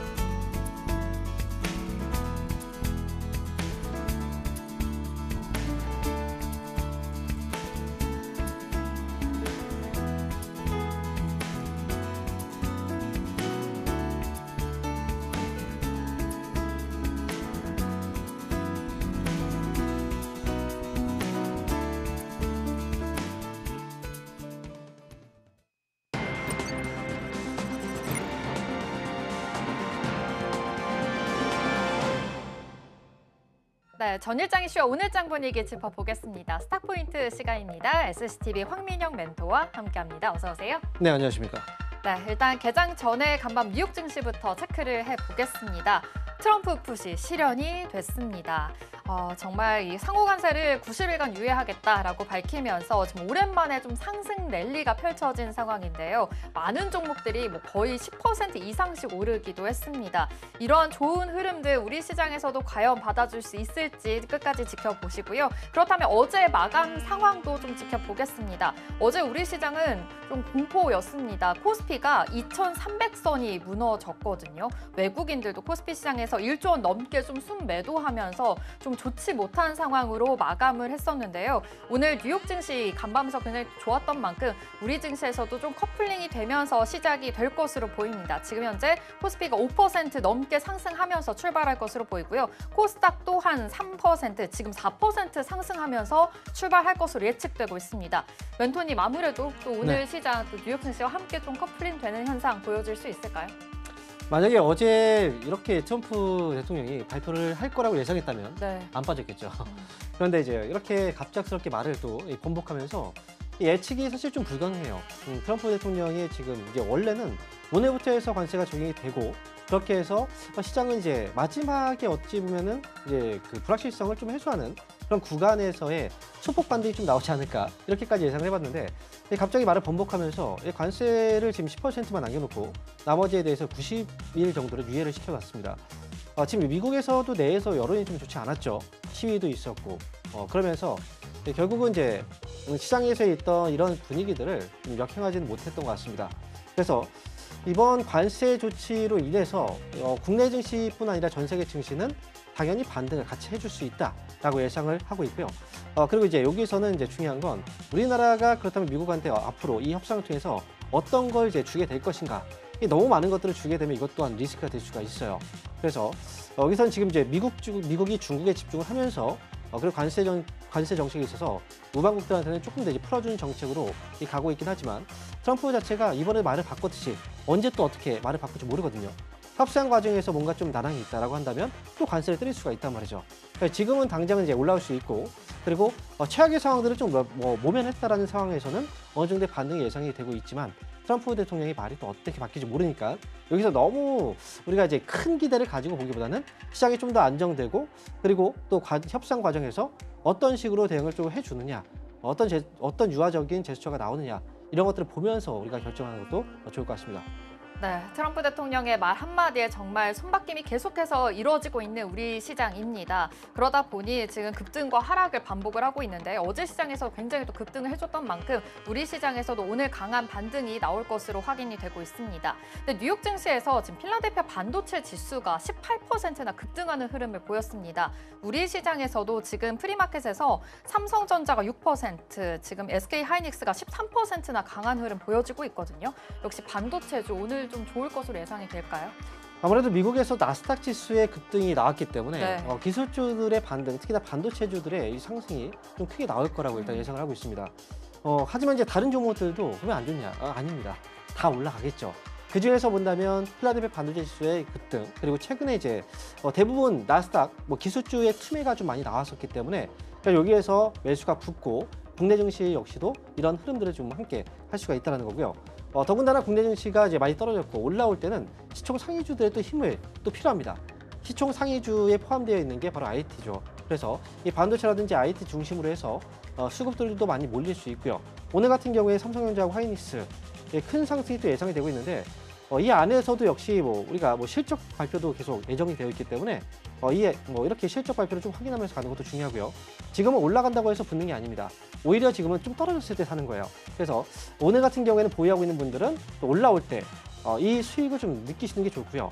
만약에 반면에 내가 지금 갖고 있지 않은데 반도체를 지금 사볼까라고 한다면 오늘 반등 이후에 내일장은 또 어떻게 될지 몰라요. 그래서 IT 쪽을 만약에 반도체 쪽을 사신다면 떨어져 있을 때 조금씩 이제 분할 매수 접근하는 건 여전히 좋다라는 거 이렇게 말씀드립니다.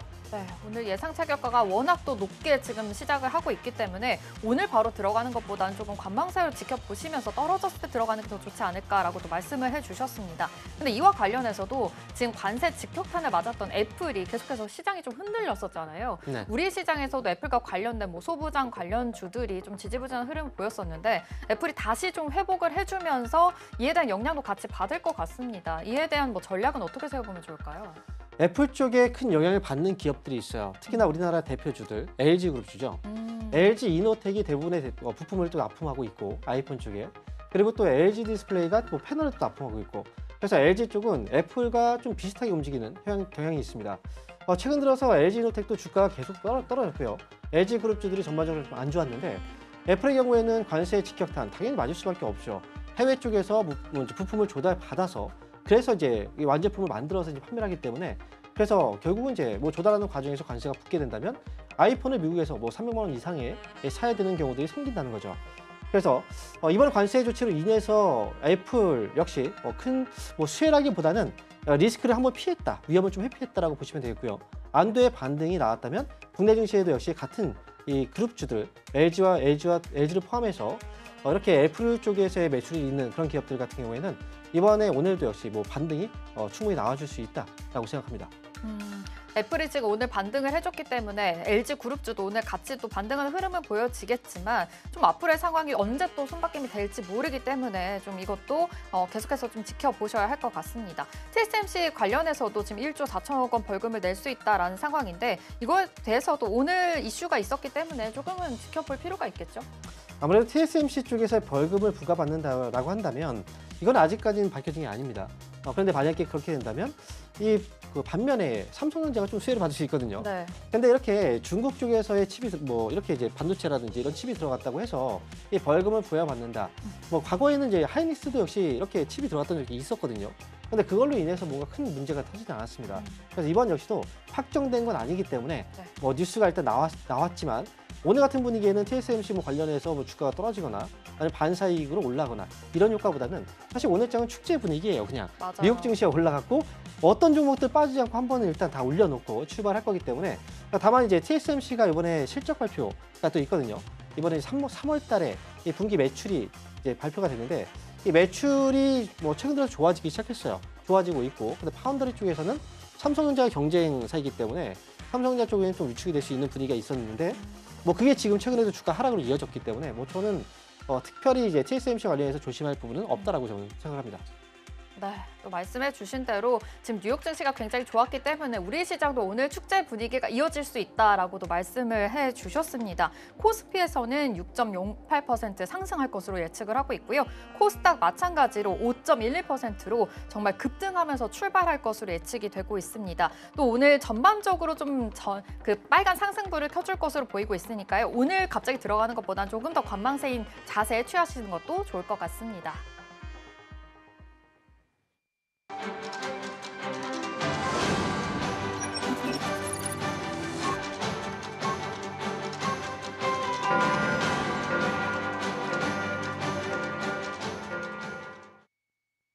(4월 10일) 목요일 우리 시장 문 힘차게 열었습니다.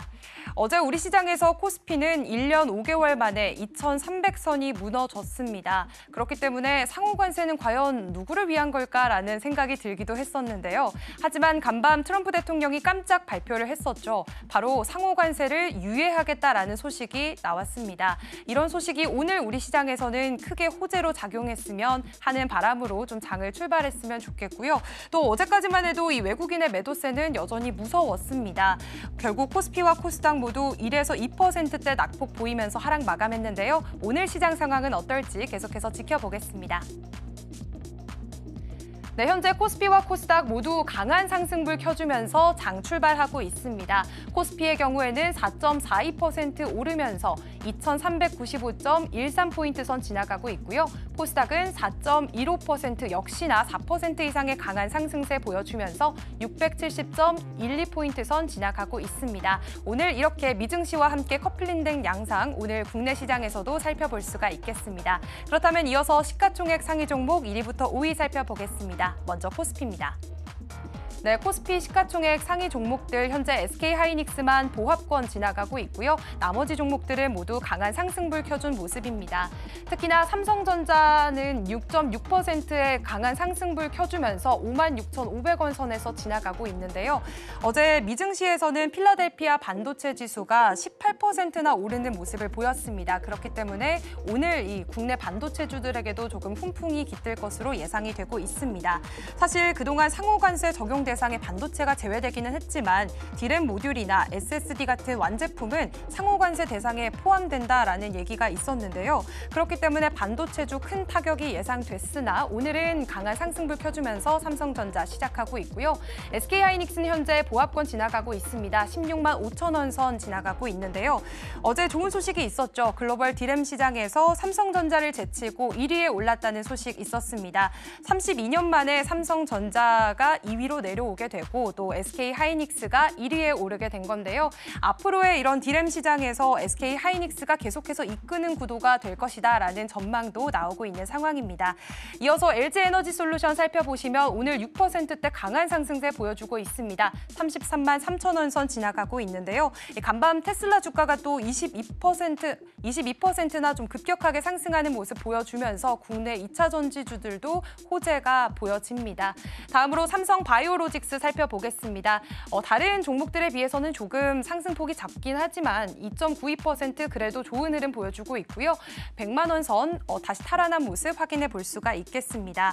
한편 미국이 계속해서 성장하고 있는 중국 바이오 그런 산업에 대해서 앞으로 규제할 것이다라는 전망 속에서 앞으로 국내 바이오 기업들이 오히려 수혜를 받지 않을까 하는 전망도 나오고 있는 상황입니다.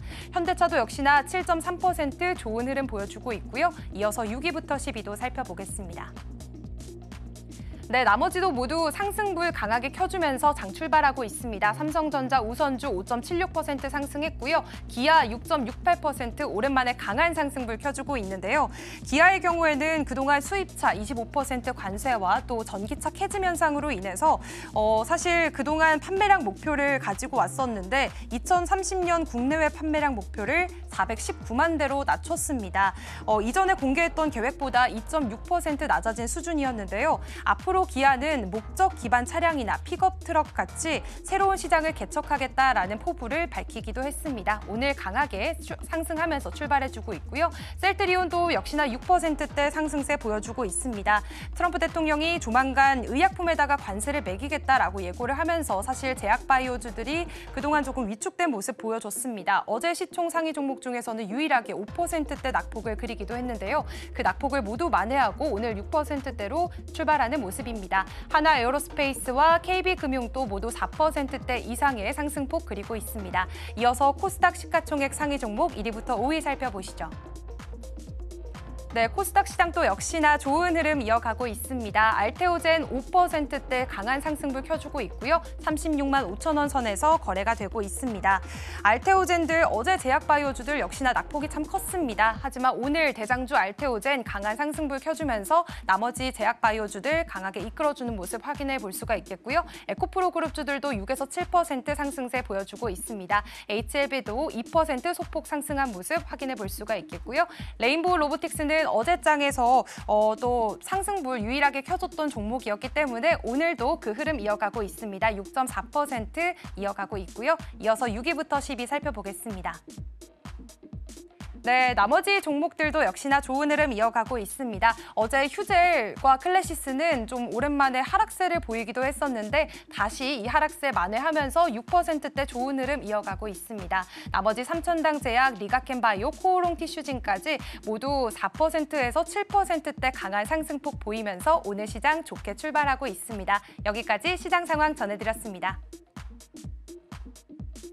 네, 4월 10일 목요일 우리 시장 개장했습니다. 지금 현재 코스피에서는 5% 넘는 흐름 보여지고 있고요. 코스닥도 4.5%로 강한 흐름으로 출발하고 있습니다. 시가총액 상위 종목들도 대부분 거의 다 빨간불을 켜주고 있습니다. 역시 진짜 축제 분위기가 이어지고 있는 상황인데요. 지금 거래대금에서도 보면은 가장 먼저 SK하이닉스가 또 1위에 차지하고 있고 삼성전자, 조선주들도 굉장히 또 많은 흐름이 보여지고 있습니다. 외국인들도 코스피에서 좀 사들이고 있는 모습이고 선물 시장에서도 외국인들이 들어왔습니다. 멘토님 오늘 시장 역시나 좀 좋은 분위기가 이어지고 있는데요. 어떻게 보고 계신가요? 일단 지금 이 분위기는 즐길 필요가 있겠죠. 그동안 좀 힘들었기 때문에. 미국 증시가 올랐고 국내 증시가 또 올라가는데 제가 이제 이 방송 시간에 저희가 또 얘기했던 부분이 트럼프가 그동안 계속 이 정책을 밀고 나긴 좀 어렵다. 이 부분을 좀 이야기를 했었죠. 그래서 이번에 또 선회하는 정책이 바로 나올 거라고는 생각 못했지만 어쨌든 한번 이제 트럼프가 발을 빼면서 결국 이제 시장이 좀 환호하는 모습이 있었고요. 오늘 국내 증시가 전반적으로 다 올라가고 있는 그런 분위기인데 일단 뭐 시장의 경우에는 그동안 좀 하락했던 부분 자체는 낙폭이 좀 과대했습니다. 그래서 상승에 대한 트리거 이 역할을 해주는 게 필요한데 그 트리거의 역할은 바로 이제 미국 증시라는 거죠. 실제로 이제 미국 증시가 반등 나오면서 국내 증시가 또 올라왔고요. 지금 2,400포인트 부근에서 지금 현재 움직이고 있는데 다만 이제 한 가지 주의해야 될 건 아침에 좀 많이 올랐죠. 급등이 나왔던 만큼 이 상승이 계속 위로 올라가면서 유지가 되기는 어려울 수 있다는 거예요. 잠깐 올라갔다가 뭐 밑에서 이제 매수를 만약에 했다면 어제라든지 최근에 올라갔을 때 차익 매물이 또 나올 수가 있거든요. 단기로 들어갔던 물량들이. 그래서 아침에 너무 급등이 나오게 된다면 이 갭으로 올라가 버리게 된다면 이 갭을 보통 메운다라는 얘기를 하잖아요. 부담이 되기 때문에 매도가 좀 나올 수 있고 그래서 수급이 꾸준하게 다 유지가 되는지 이 부분도 우리가 좀 생각을 해봐야 됩니다.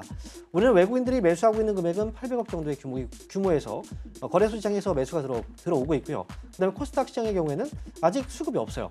개인들 수급이 지금 있는 거죠. 그리고 선물 쪽에서는 6,300계약의 매수가 들어오고 있는데 일단 시장은 이제 매수가 강하게 붙어서 올라가는 장이라기보다는 일단 분위기 타고 지수 자체가 이제 선물 쪽에서 끌어올리는 그런 장이기 때문에 이 종목들 중에서 꾸준하게 더 올라갈 수 있는 종목이 있지만 또 떨어지는 종목이 있을 수 있어요. 그래서 이 종목들은 오늘 아침에 그래서 이제 올라가자마자 매수를 하지 말라고 했던 게 바로 그 부분입니다. 오늘은 아침에 매수하는 장이 아닙니다. 오늘 차라리 종가 부분까지 확실하게 확인해 주고요. 그리고 3시 이후부터 만약에 미국의 선물 지수가 있잖아요. 나스닥이라든지 S&P 선물 지수 이게 만약에 상승을 유지하고 있다라고 한다면 그 부분에 있어서는 후반부에 뭐 좀 떨어져 있는 종목들도 괜찮고요. 그때 좀 확인하고 나서 접근하시는 게 좋을 것 같다 이렇게 말씀드립니다. 그렇다면 제가 좀 궁금한 게 오전장과 오후장의 분위기가 좀 다를 수도 있다. 오늘 그리고 또 옵션 만기일이잖아요. 그래서 변동성이 더 심할 수도 있을 것 같긴 한데요. 그럼 이렇게 오전장이 좋았을 때 차익 실현을 좀 해도 괜찮을지 좀 긍정적으로 보시나요? 이 점은? 아마 차익 실현을 할 수 있는 사람이 몇 명이나 될까 싶어요. 대부분 다 이제 물려 있는 종목들일 네. 거고 이번에 이제 밑에서 들어오신 분들 같은 경우에는 오늘 차익 실현 하셔도 괜찮습니다.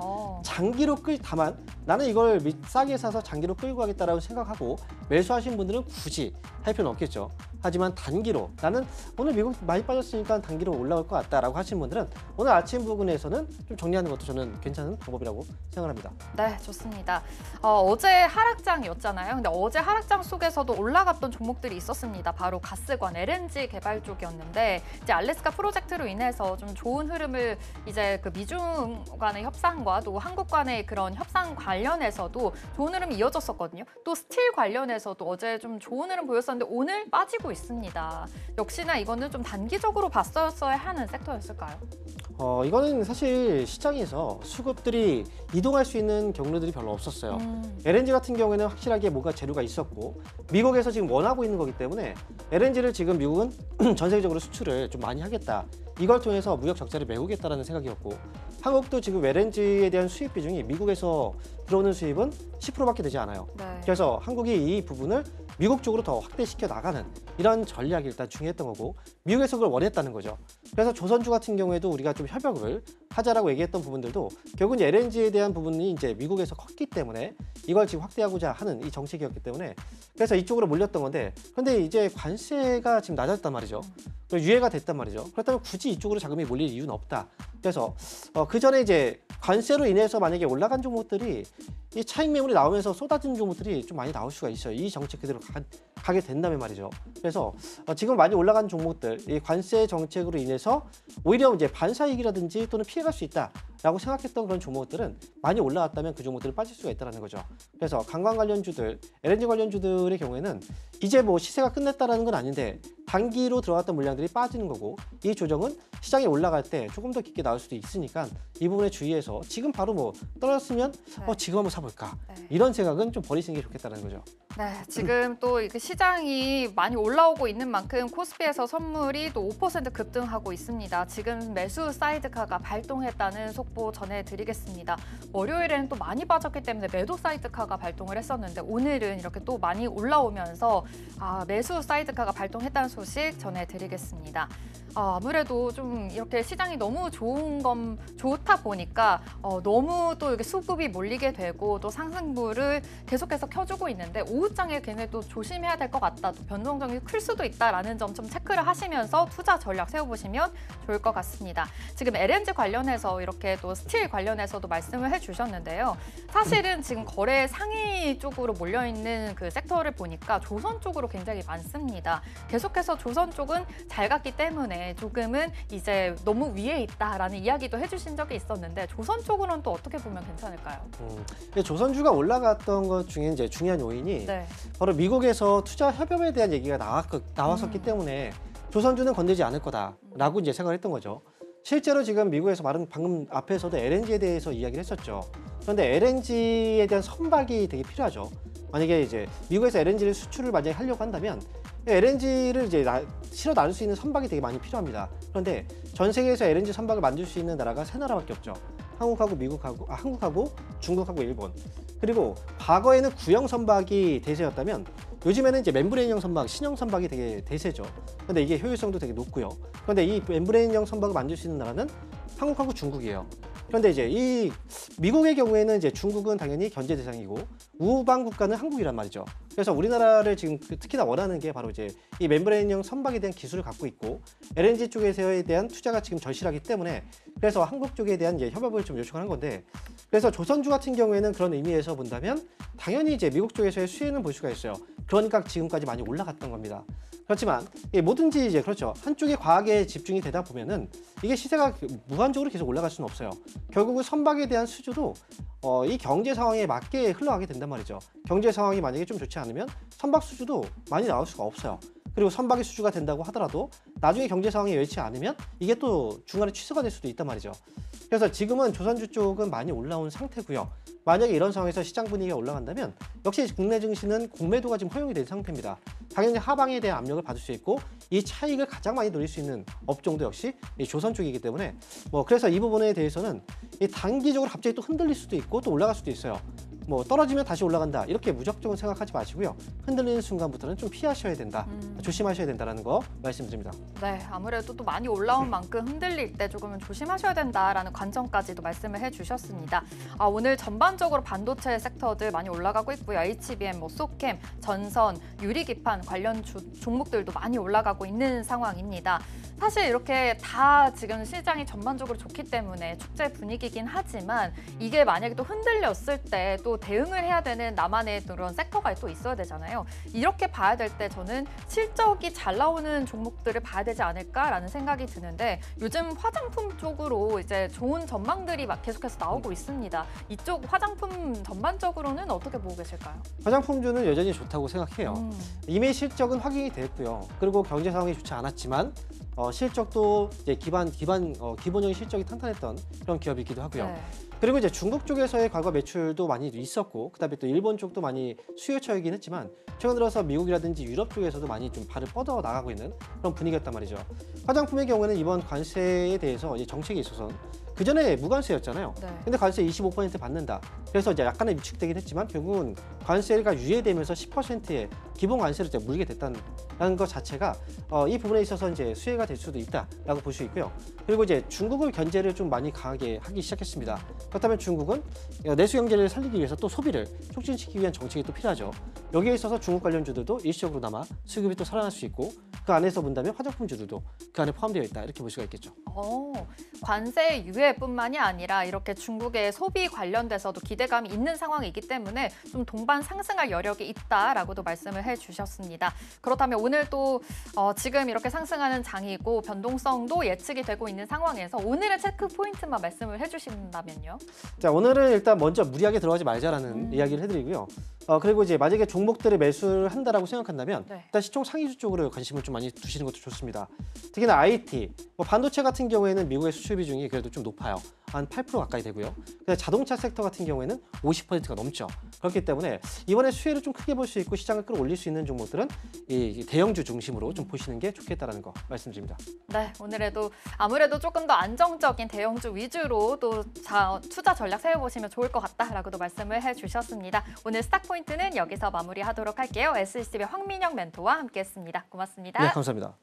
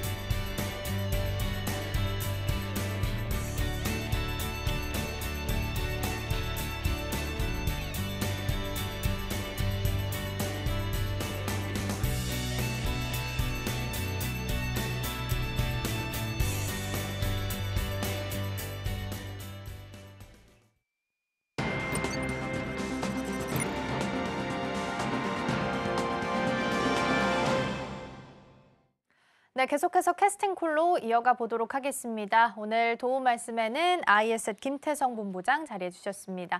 본부장님 어서 오세요. 네, 안녕하세요.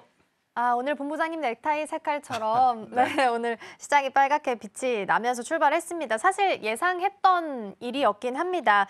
그리고 잠시 조금 전에 매수 사이드카도 발동이 됐습니다. 선물 가격이 전일의 종가 대비해서 한 5% 이상 올라오면서 5분 동안 매수 사이드카가 발동이 됐고요. 하루 한 번이기 때문에 일단 개장하고 초에 일단 지금 현재 발동이 된 상태입니다. 지난해 8월 이후 지금 8개월 만에 처음으로 발동이 된 상황입니다. 전반적인 분위기 나쁘지는 않은 것 같은데 네. 어떻게 해석을 좀 하고 계실까요?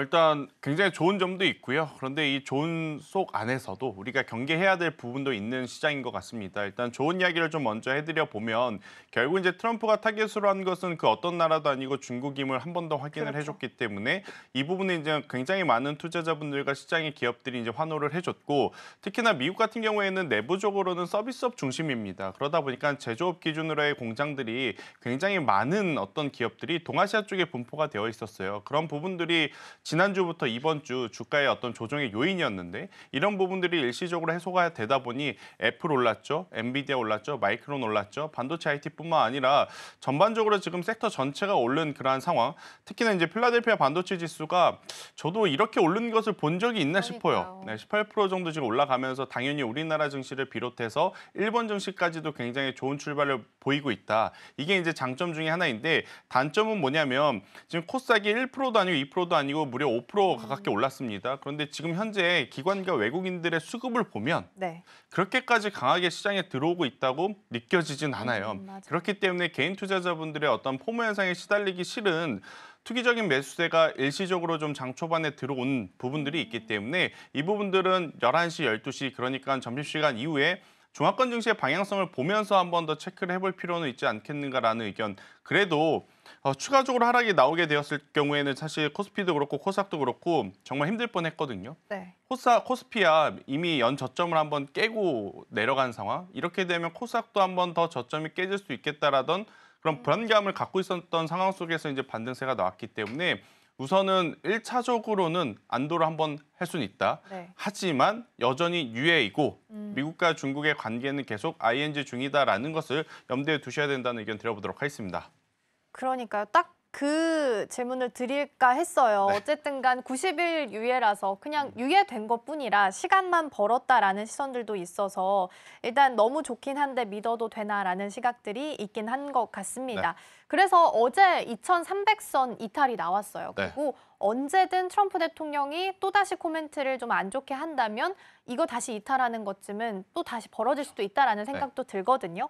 그러면 어제 좋게 말해서 리밸런싱이지만 손절을 못하신 분들이라면 오늘 이렇게 반등을 줬을 때 어느 정도 비중을 줄이는 것도 좀 기회일까요? 일단 전체 포트의 현금 비중이 거의 제로이실 겁니다. 개인 투자자분들 입장에선. 그런데 이제 최근에 어떤 현상들이 우리나라 증시의 좀 특징 중에 하나였냐면 지수가 좋지 않고 대형 주단이 좋지 않으니 정치 테마주의 수급이 몰렸어요. 그렇죠. 그러니까 정치 테마주들도 사실 주초에 하신 분들은 화요일, 수요일 굉장히 좋은 성과를 내셨겠죠. 그런데 월요일 날도 화요일 날도 수요일 날도 지켜보시다가 안 되겠다 싶어갖고 어제 종목 교체하신 분들 굉장히 많을 거예요. 아무래도 이제 공포감이 극에 달했던 그런 상황이다 보니. 그런데 이렇게 또 주도주가 회복하고 주도주 쪽으로 이제 수급 쏠림이 나타나게 되면 정치 테마주들이 주초에 보여줬던 강세에 대비해서 좀 약한 모습을 보일 가능성이 높아요. 만약 그런 포트의 리밸런싱에 대한 실수를 하신 분이 있다면 우선 정치 테마주 쪽 안 좋다기보단 기회가 없다기보단 비중을 일시적으로 줄이는 게 맞다. 저는 이렇게 전략을 좀 드릴 수는 있을 것 같고요. 나는 정치 테마주도 하지 않았음에도 불구하고 지금 보유하고 있는 종목군들이 너무 상황이 안 좋다라고 하면 객관적으로 평가를 해야 되겠죠. 어떤 부분을 평가를 해야 되느냐. 살릴 수 있는 기업과 살릴 수 없는 기업을 분리를 해야 됩니다. 그게 어떤 기준으로 해야 되냐면 4분기 실적은 다 나왔습니다. 그래서 이제 여러분들이 가지고 있는 종목군들의 4분기 실적 이 재무제표를 확인을 하셔야 될 것 같아요. 4분기 실적이 좋았음에도 불구하고 주가가 떨어진다? 당연히 이쪽 부분은 먼저 추가 매수를 해도 괜찮아요. 그런데 4분기 실적도 좋지 않고 앞으로의 실적 또한 그렇게 좋지 못한 기업을 가지고 계시다면 오늘 같은 반등세에 이런 후자의 경우에 종목군들의 비중을 저는 줄이시는 게 맞지 않겠는가. 여기서 비중을 줄이셔서 전자의 경우에 이제 해당되는 종목군들의 비중을 확대를 하는 게 지금은 맞지 않겠는가라는 의견 들어보도록 하겠습니다. 어떻게 보면 정치 테마, 실체가 좀 튼튼하지 않은 종목들 담으셨던 분들이라면 오늘 반등 줬을 때는 비중을 줄이는 기회로 삼아보시면 좋을 것 같은데요. 근데 정태주가 어쨌든 오늘 시장 안에서도 일부 종목들 여전히 강세를 보이고 있습니다. 정책주도 그렇고 네. 인물주도 그렇고요. 일단 뭐 제로투세븐이나 꿈비, 뭐 아가방 컴퍼니 같이 어쨌든 무조건 나오게 되는 일자리나 저출산 관련된 정책들 종목들은 그래도 여기서 좀 기회는 찾아볼 수 있을까요? 일단은 이 섹터의 대장은 에리코스인데 오늘 에리코스가 거래 정지입니다. 아무래도 이제 과열되었기 때문에. 그럼 이 수급이 꿈비라든지 앞서 이야기 주셨던 제로투세븐, 메디앙스 혹은 뭐 네오팜과 같은 기업들의 분산이 될 가능성이 높거든요. 이제 그걸 이용해서 단기적으로 공략하실 분들은 괜찮은데 지금 저출산 관련 공약은 올해에만 부각이 되는 부분들이 아니라 매년 총선과 대선 때만 되면 움직였었던 관련주입니다. 그런데 항상 끝맺음이 그렇게까지 깔끔하진 않았어요. 언제나 지원하겠다, 정책적으로 변화를 주겠다 했지만 흐지부지 끝냈던 것을 좀 생각을 해보면 저는 굳이 서울경제TV를 시청하시는 분들이 파티장에 끝까지 남아 계실 필요는 없지 않겠는가.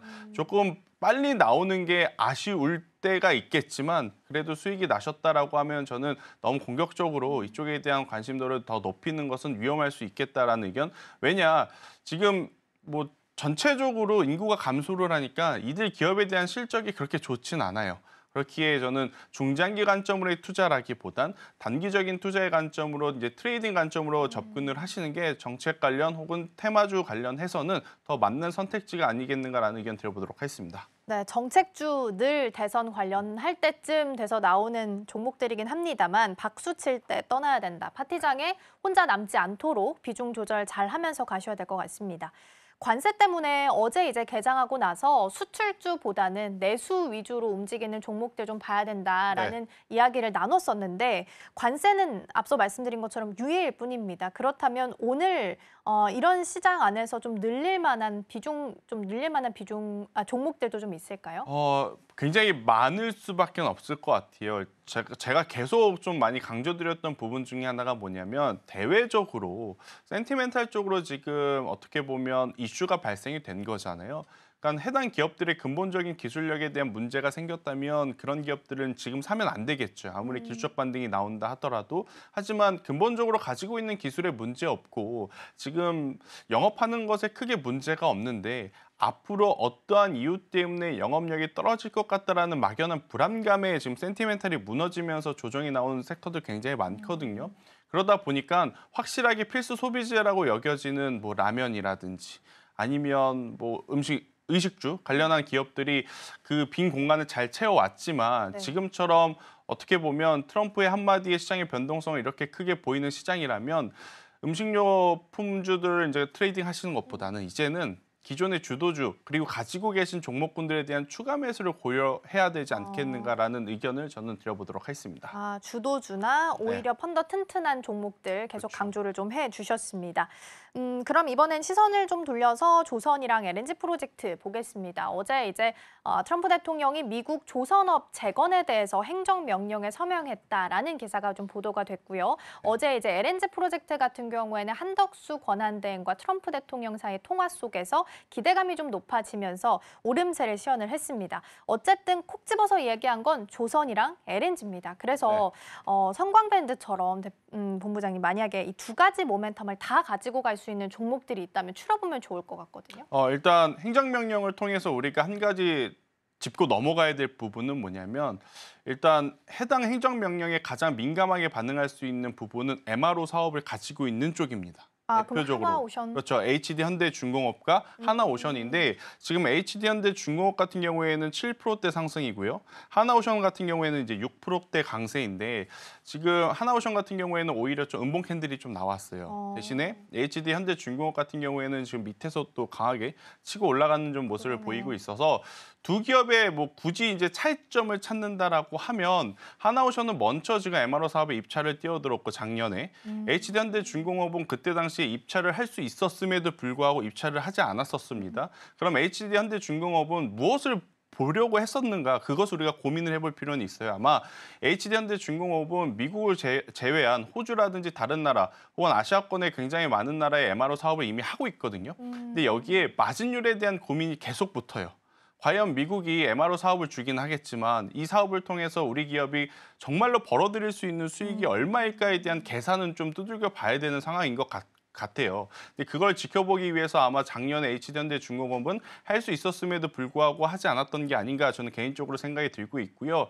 일단 마진율에 대해서 좋은 평가를 생각했던 것 같습니다. 올해 이제 MRO의 입찰은 같이 이제 진행을 했기 때문에 그래서 만약에 MRO 쪽을 보신다면 하나오션도 좋겠지만 오히려 이제 HD 현대중공업의 이제 추가적인 상승세를 좀 보시는 게 좋을 것 같고 그리고 이제 LNG 알래스카 관련해서 조선 빅4 중에 누가 더 연관이 있느냐라고 보면 HD 한국조선해양이 가장 링크가 강합니다. 그 이유는 최근에 가장 많은 선종을 수주를 했는데 그 선종의 다수가 LNG 운반선이었기 때문에 HD 한국조선해양이 다른 조선 빅4 기업들보다는 지금 시세가 좋은 이유이기도 하기에 조선사를 보신다면 HD 한조회를 좀 보시는 게 맞을 것 같고요. 그다음에 이제 조선 기자재 고민되실 거예요. 네. 밸브 쪽을 봐야 되는 게 맞을 것인가 아니면 철강 쪽을 봐야 되는 게 맞을 것인가 일단 저도 계속 고민을 하는데 철강을 보는 게 맞는 것 같습니다. 아무래도 이제 밸브 같은 경우에는 이게 조선 배가 많이 팔린다거나 LNG 플랜트 사업이 이제 확장이 되게 되면 같이 테마주로서 엮이는 경우가 많긴 한데 지금의 어떤 시장의 포인트는 관세라는 거잖아요. 네. 그럼 관세라는 거 하는 것이 지금처럼 유하게 흘러갈 때 문제가 안 되는데 어제와 주초처럼 조금 강하게 시장에서 어필이 되었을 때는 미국의 결국엔 공장을 가지고 있는 산업이 좀 살아남을 가능성이 높기에 상대적으로 밸브류보다는 철강 쪽이 더 맞지 않겠는가라는 생각이 들어서요. 저는 조선 쪽을 보신다면 조선 빅4에서는 HD 한국조선해양 그리고 기자재 쪽을 보신다면은 오히려 철강 쪽을 보시는 게 더 맞지 않겠나라는 의견 드려보도록 하겠습니다. 근데 본부장님 지금 기자재에서 철강을 좀 더 긍정적으로 말씀을 해주셨는데 네. 지금 미중 그 관세 부과 퍼센테이지를 보면 중국은 미국산의 84%, 미국은 중국산에 대해서 지금 125%까지 얘기가 나왔잖아요. 사실 그냥 거의 물건 팔지 말라는 거라서. 그렇죠. 그러면 지금 중국산 물건들이 다 이제 제3국이나 다른 나라를 통해서 싸게 나올 수도 있어서 그럴 수 이런 있죠. 거에 대한 걱정은 안 해도 되는 거예요. 일단 우리가 그런 것들에 대한 고민을 왜 이제 하게 됐냐면 대표적으로 가장 큰 피해를 봤던 업종이 화학입니다. 그러다 보니까 오늘 화학주 같은 경우에는 이렇게 좀 뭐라 그래야 되죠? 지수가 좋음에도 불구하고 올라가지 못하죠. 덜 가는 느낌. HS, 뭐 효성 첨단 소재 이런 기업들 보면 아직까지도 왜 안 올라? 이런 생각이 들 정도로 거의 바닥권에 있어요. 그렇죠. 그런 상황이라서 일단 뭐 철강 쪽도 그럴 수는 있겠지만 지금 다수의 철강이 우리가 지금 필요한 상황이 아니라 후판에 조금 한정되어 있는 그러한 소비 패턴이라서 오히려 철강보다는 이런 알고리즘에 대한 피해는 석유화학 관련주들이 조금 더 많이 영향을 받지 않겠는가라는 의견 드려보도록 하겠습니다. 오히려 그런 부분에 있어서는 제3국을 통해서 저가가 들어온다라고 한다면 철강보다는 오히려 석유화학에 대해서 우려가 조금 더 있을 수 있겠다라는 말씀 주셨습니다. 그러면 어제 시간회에서 로봇주가 좀 움직임을 보여서 요거 잠깐 하나만 보고 갈게요. 일단은 휴머노이드 로봇 관련해서 소식이 좀 있었습니다. 삼성전자와 레인보우 로보틱스 사이에 휴머노이드 팀이 본격적으로 가동한다. 라고 하고요. 중국에서는 휴머노이드 교육할 수 있는 뭐 학교도 세운다라는 뉴스도 있었습니다. 사실 좀 잊고 있었던 부분이라서 로봇 쪽 오늘 시세 나쁘지 않거든요. 이런 쪽도 오늘 장 안에서는 한 번쯤 들여다볼 체크할 타이밍 좀 됐을까요? 잊을만 하면 올라오긴 하는데 사실 좀 어려워요. 왜 어렵냐라고 하면 실적이 형편없거든요. 그쵸. 우리가 알고 있는 레인보우 로보틱스, 두산 로보틱스 다수의 로봇주들이 이들의 지금 밸류 기준으로 봤었을 때 실적은 굉장히 저조한 상황이다. 그런데 이걸 지금이라도 쫓아가야 되냐라고 고민을 해보면 답이 안 나오는 그런 상황이라서 로봇주들을 보신다면 투자를 하고 싶으시다면 저는 우선적으로 로봇주들의 실적이 나올 때까지 이제는 기다려야 된다. 왜냐? 우리가 가능성, 기대감 때문에 성장할 거라고 하는 것 때문에 그동안에 레인보우 로보틱스를 이 정도까지 주가를 밀어 올려줬잖아요.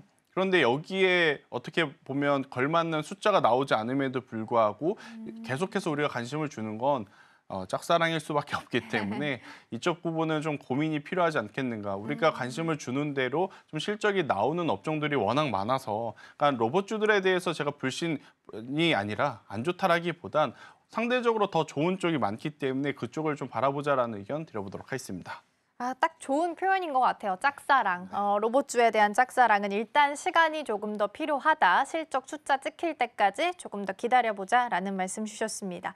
자, 그럼 이어서 이번에는 외국인과 기관 쪽에서 담아가고 있는 러브콜 보내는 종목들 보겠습니다. 네, 화면을 통해서 살펴보겠습니다. 일단은 외국인 쪽에서 ABL 바이오, 삼천당 제약 같은 종목들 확인이 되고 있고요. SK텔레콤까지 체크가 됩니다. 기관 쪽에서는 반도체 종목 SK하이닉스 있고요. LG엔솔은 참 꾸준하게 기관 쪽에서 러브콜을 좀 보내고 있는 상황이긴 합니다. 근데 이쪽은 뭐 달라진 게 있다라기보다는 일단은 수급적으로 계속 움직임이 체크가 되고 있는 상황이고요. 기관 쪽에서만 본다면 지금 러브콜 들어온 날짜가 거의 12일 정도, 12거래일 정도 계속 연속해서 들어오고 있는 상황이기는 합니다.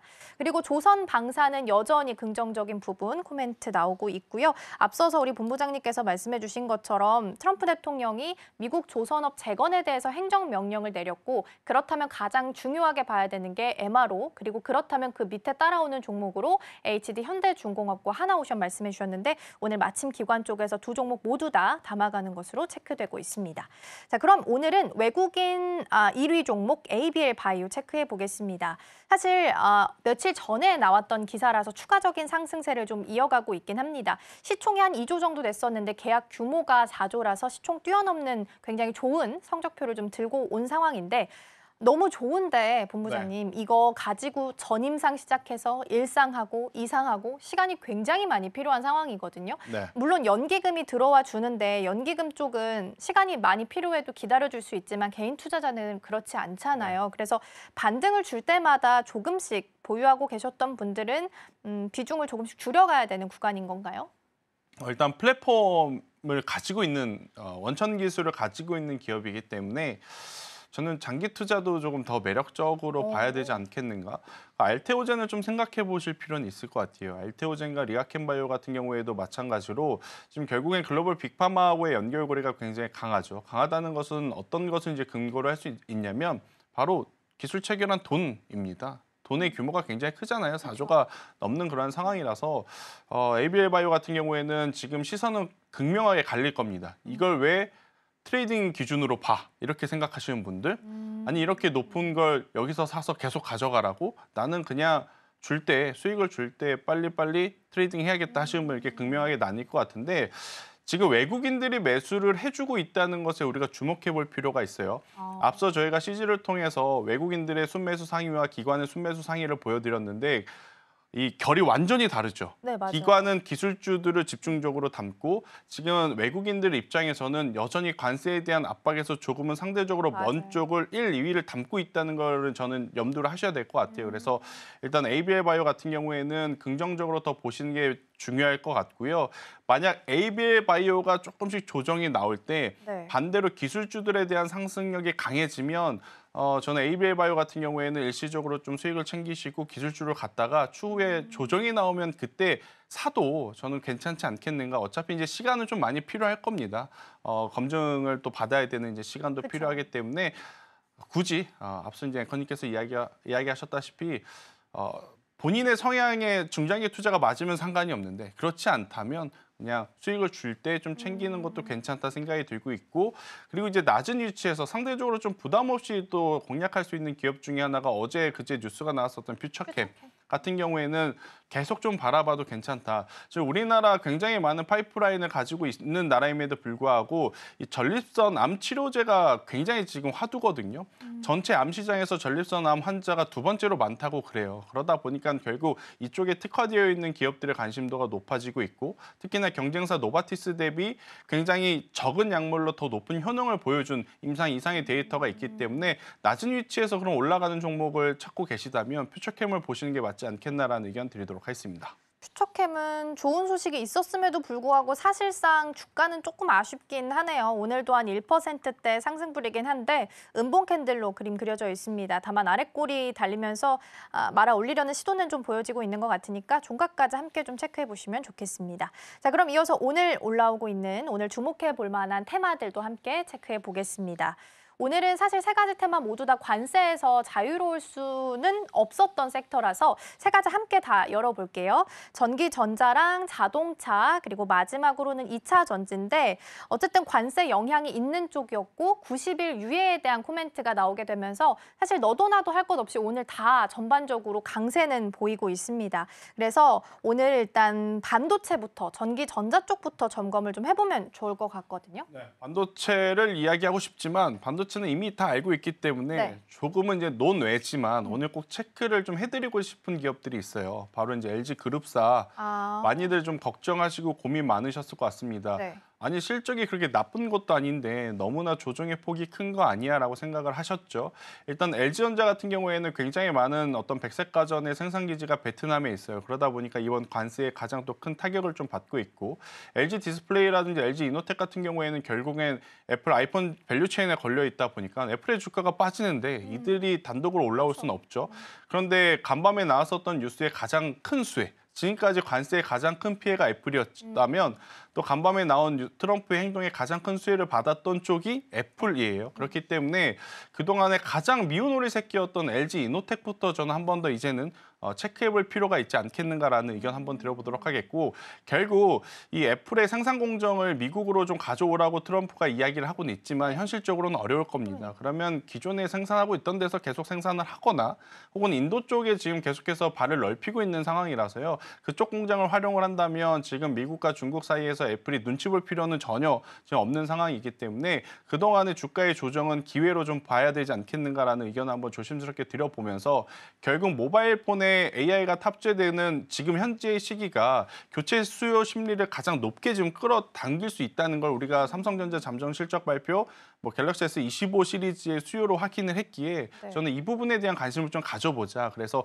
1순위로는 저는 LG 이노텍을 좀 말씀드리고 싶고 그리고 올해 여름에 굉장히 덥다고 해요. 그래서 지금 삼성전자라든지 LG전자가 가장 많이 팔리고 있는 게 에어컨이라고 합니다. 그렇다라고 하면 2순위로는 저는 LG전자까지 한번 보시고 왜 LG 디스플레이는 이번에도 꼴찌냐? 꼴찌인 이유가 있죠. 그러니까 수년 동안 실적이 지금 회복이 안 되니까 이번에도 막연하게 이젠 회복이 되겠지라고 생각하시기보단 LG 디스플레이는 조금 나중에 1분기 실적 확인을 하고 다시 관심을 보여주셔도 괜찮다라는 의견 드려보도록 하겠습니다. 근데 애플이 관세에서 일단 유예돼서 다시 시총 1위로 복귀는 했지만 아직 다 해결된 건 아니잖아요. 그렇죠. 근데 그럼에도 불구하고 LG 이노텍을 지금 구간에서 이제부터 바라봐도 된다라고 말씀해 주시는 걸까요? 일단 저는 LG 이노텍 같은 경우에는 애플 아이폰의 밸류체인도 있겠지만 테슬라의 자율주행이라든지 이런 모멘텀도 있기에 지금의 가격은 저는 충분히 이용해 볼 필요는 있다. 단기적으로 잘 해결될 것 같아서 이제 다음 주에 5%, 10%의 급등을 생각하는 것이 아니라 올해 이제 여름 때까지는 가져가 보기에 지금의 가격은 매수할 적기가 아니겠는가라는 의견 드리도록 하겠습니다. 그렇다면 LG 이노텍은 1위 종목인데 일단 지금의 가격에서 가지고 있는 충분한 매력들이 많이 있다라는 말씀을 좀 주신 것 같아요. 그러면 이번에는 시선을 자동차로 좀 옮겨볼까요?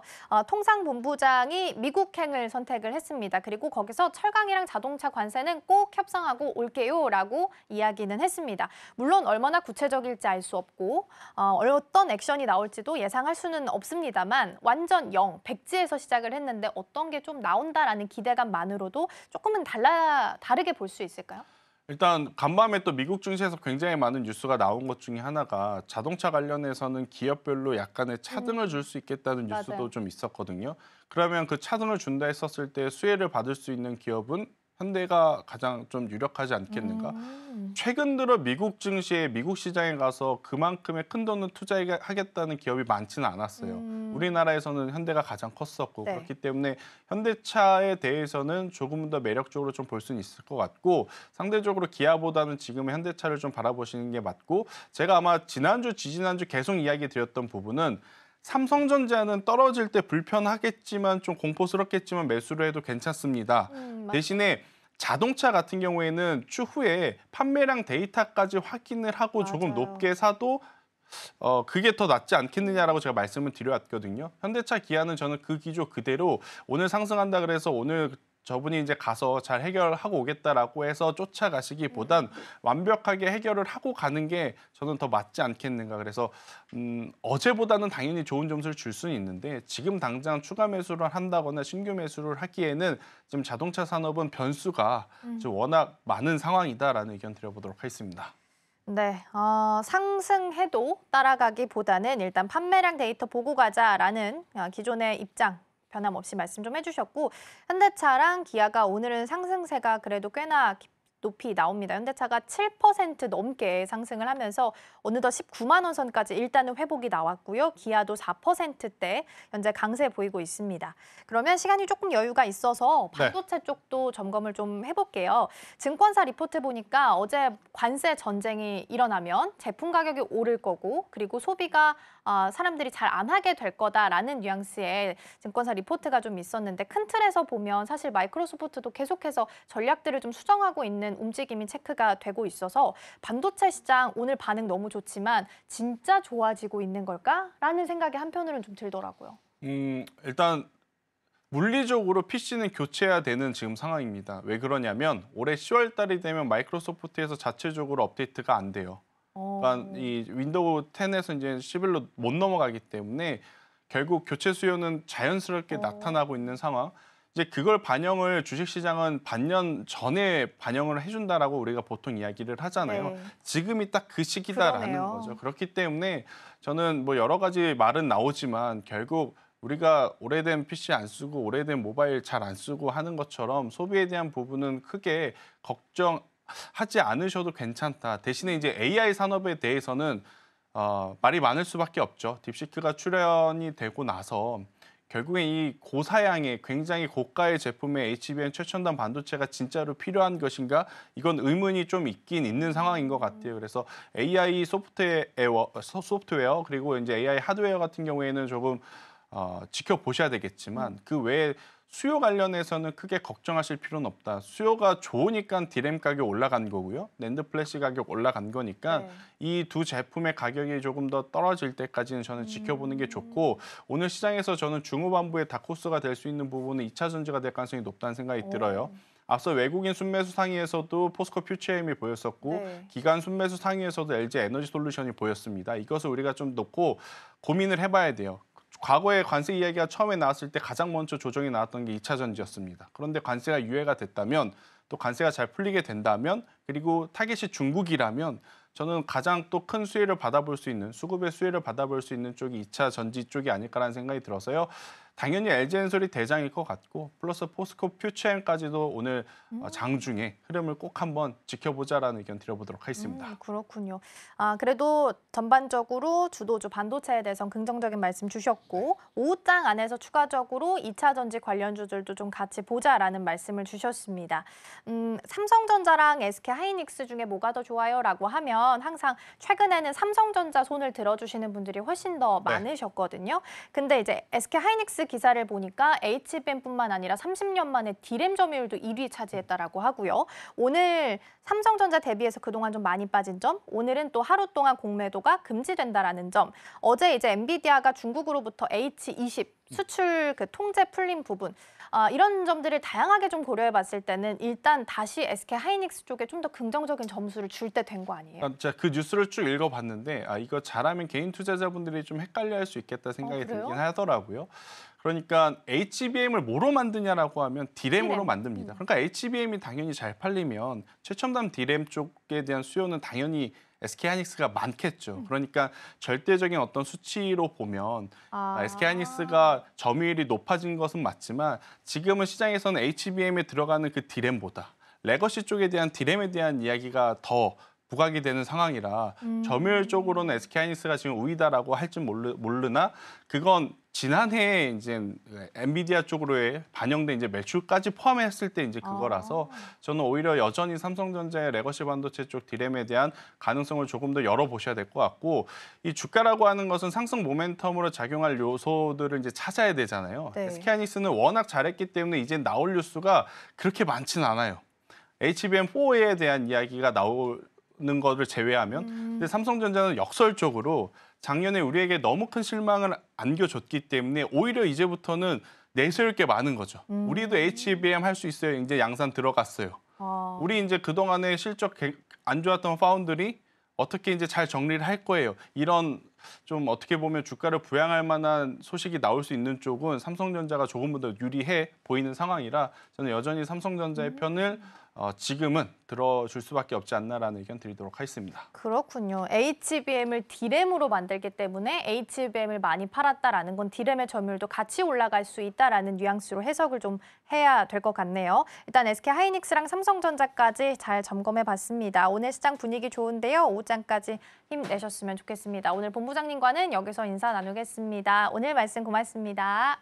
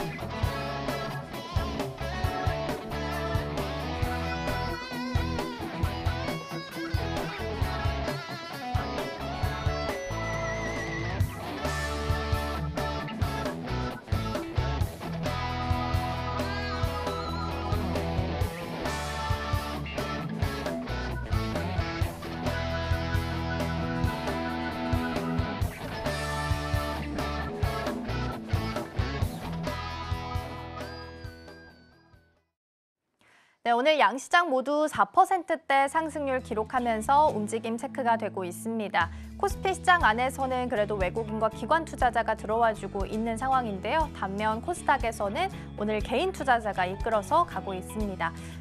그래도 긍정적인 부분은 선물 쪽에서 플러스권 여전히 규모 좀 키워가는 구간에 놓여 있습니다. 오후장까지 이 흐름 이어질 수 있기를 희망하면서 오늘 방송 마무리하겠습니다. 저희가 방송 중에 제공해드린 정보는 투자 판단을 위한 조언일 뿐 해당 종목의 가치와 수익률은 보장하지 않습니다. 저희는 내일 더 다양한 소식 준비해서 돌아오겠습니다. 시청해주신 여러분 고맙습니다.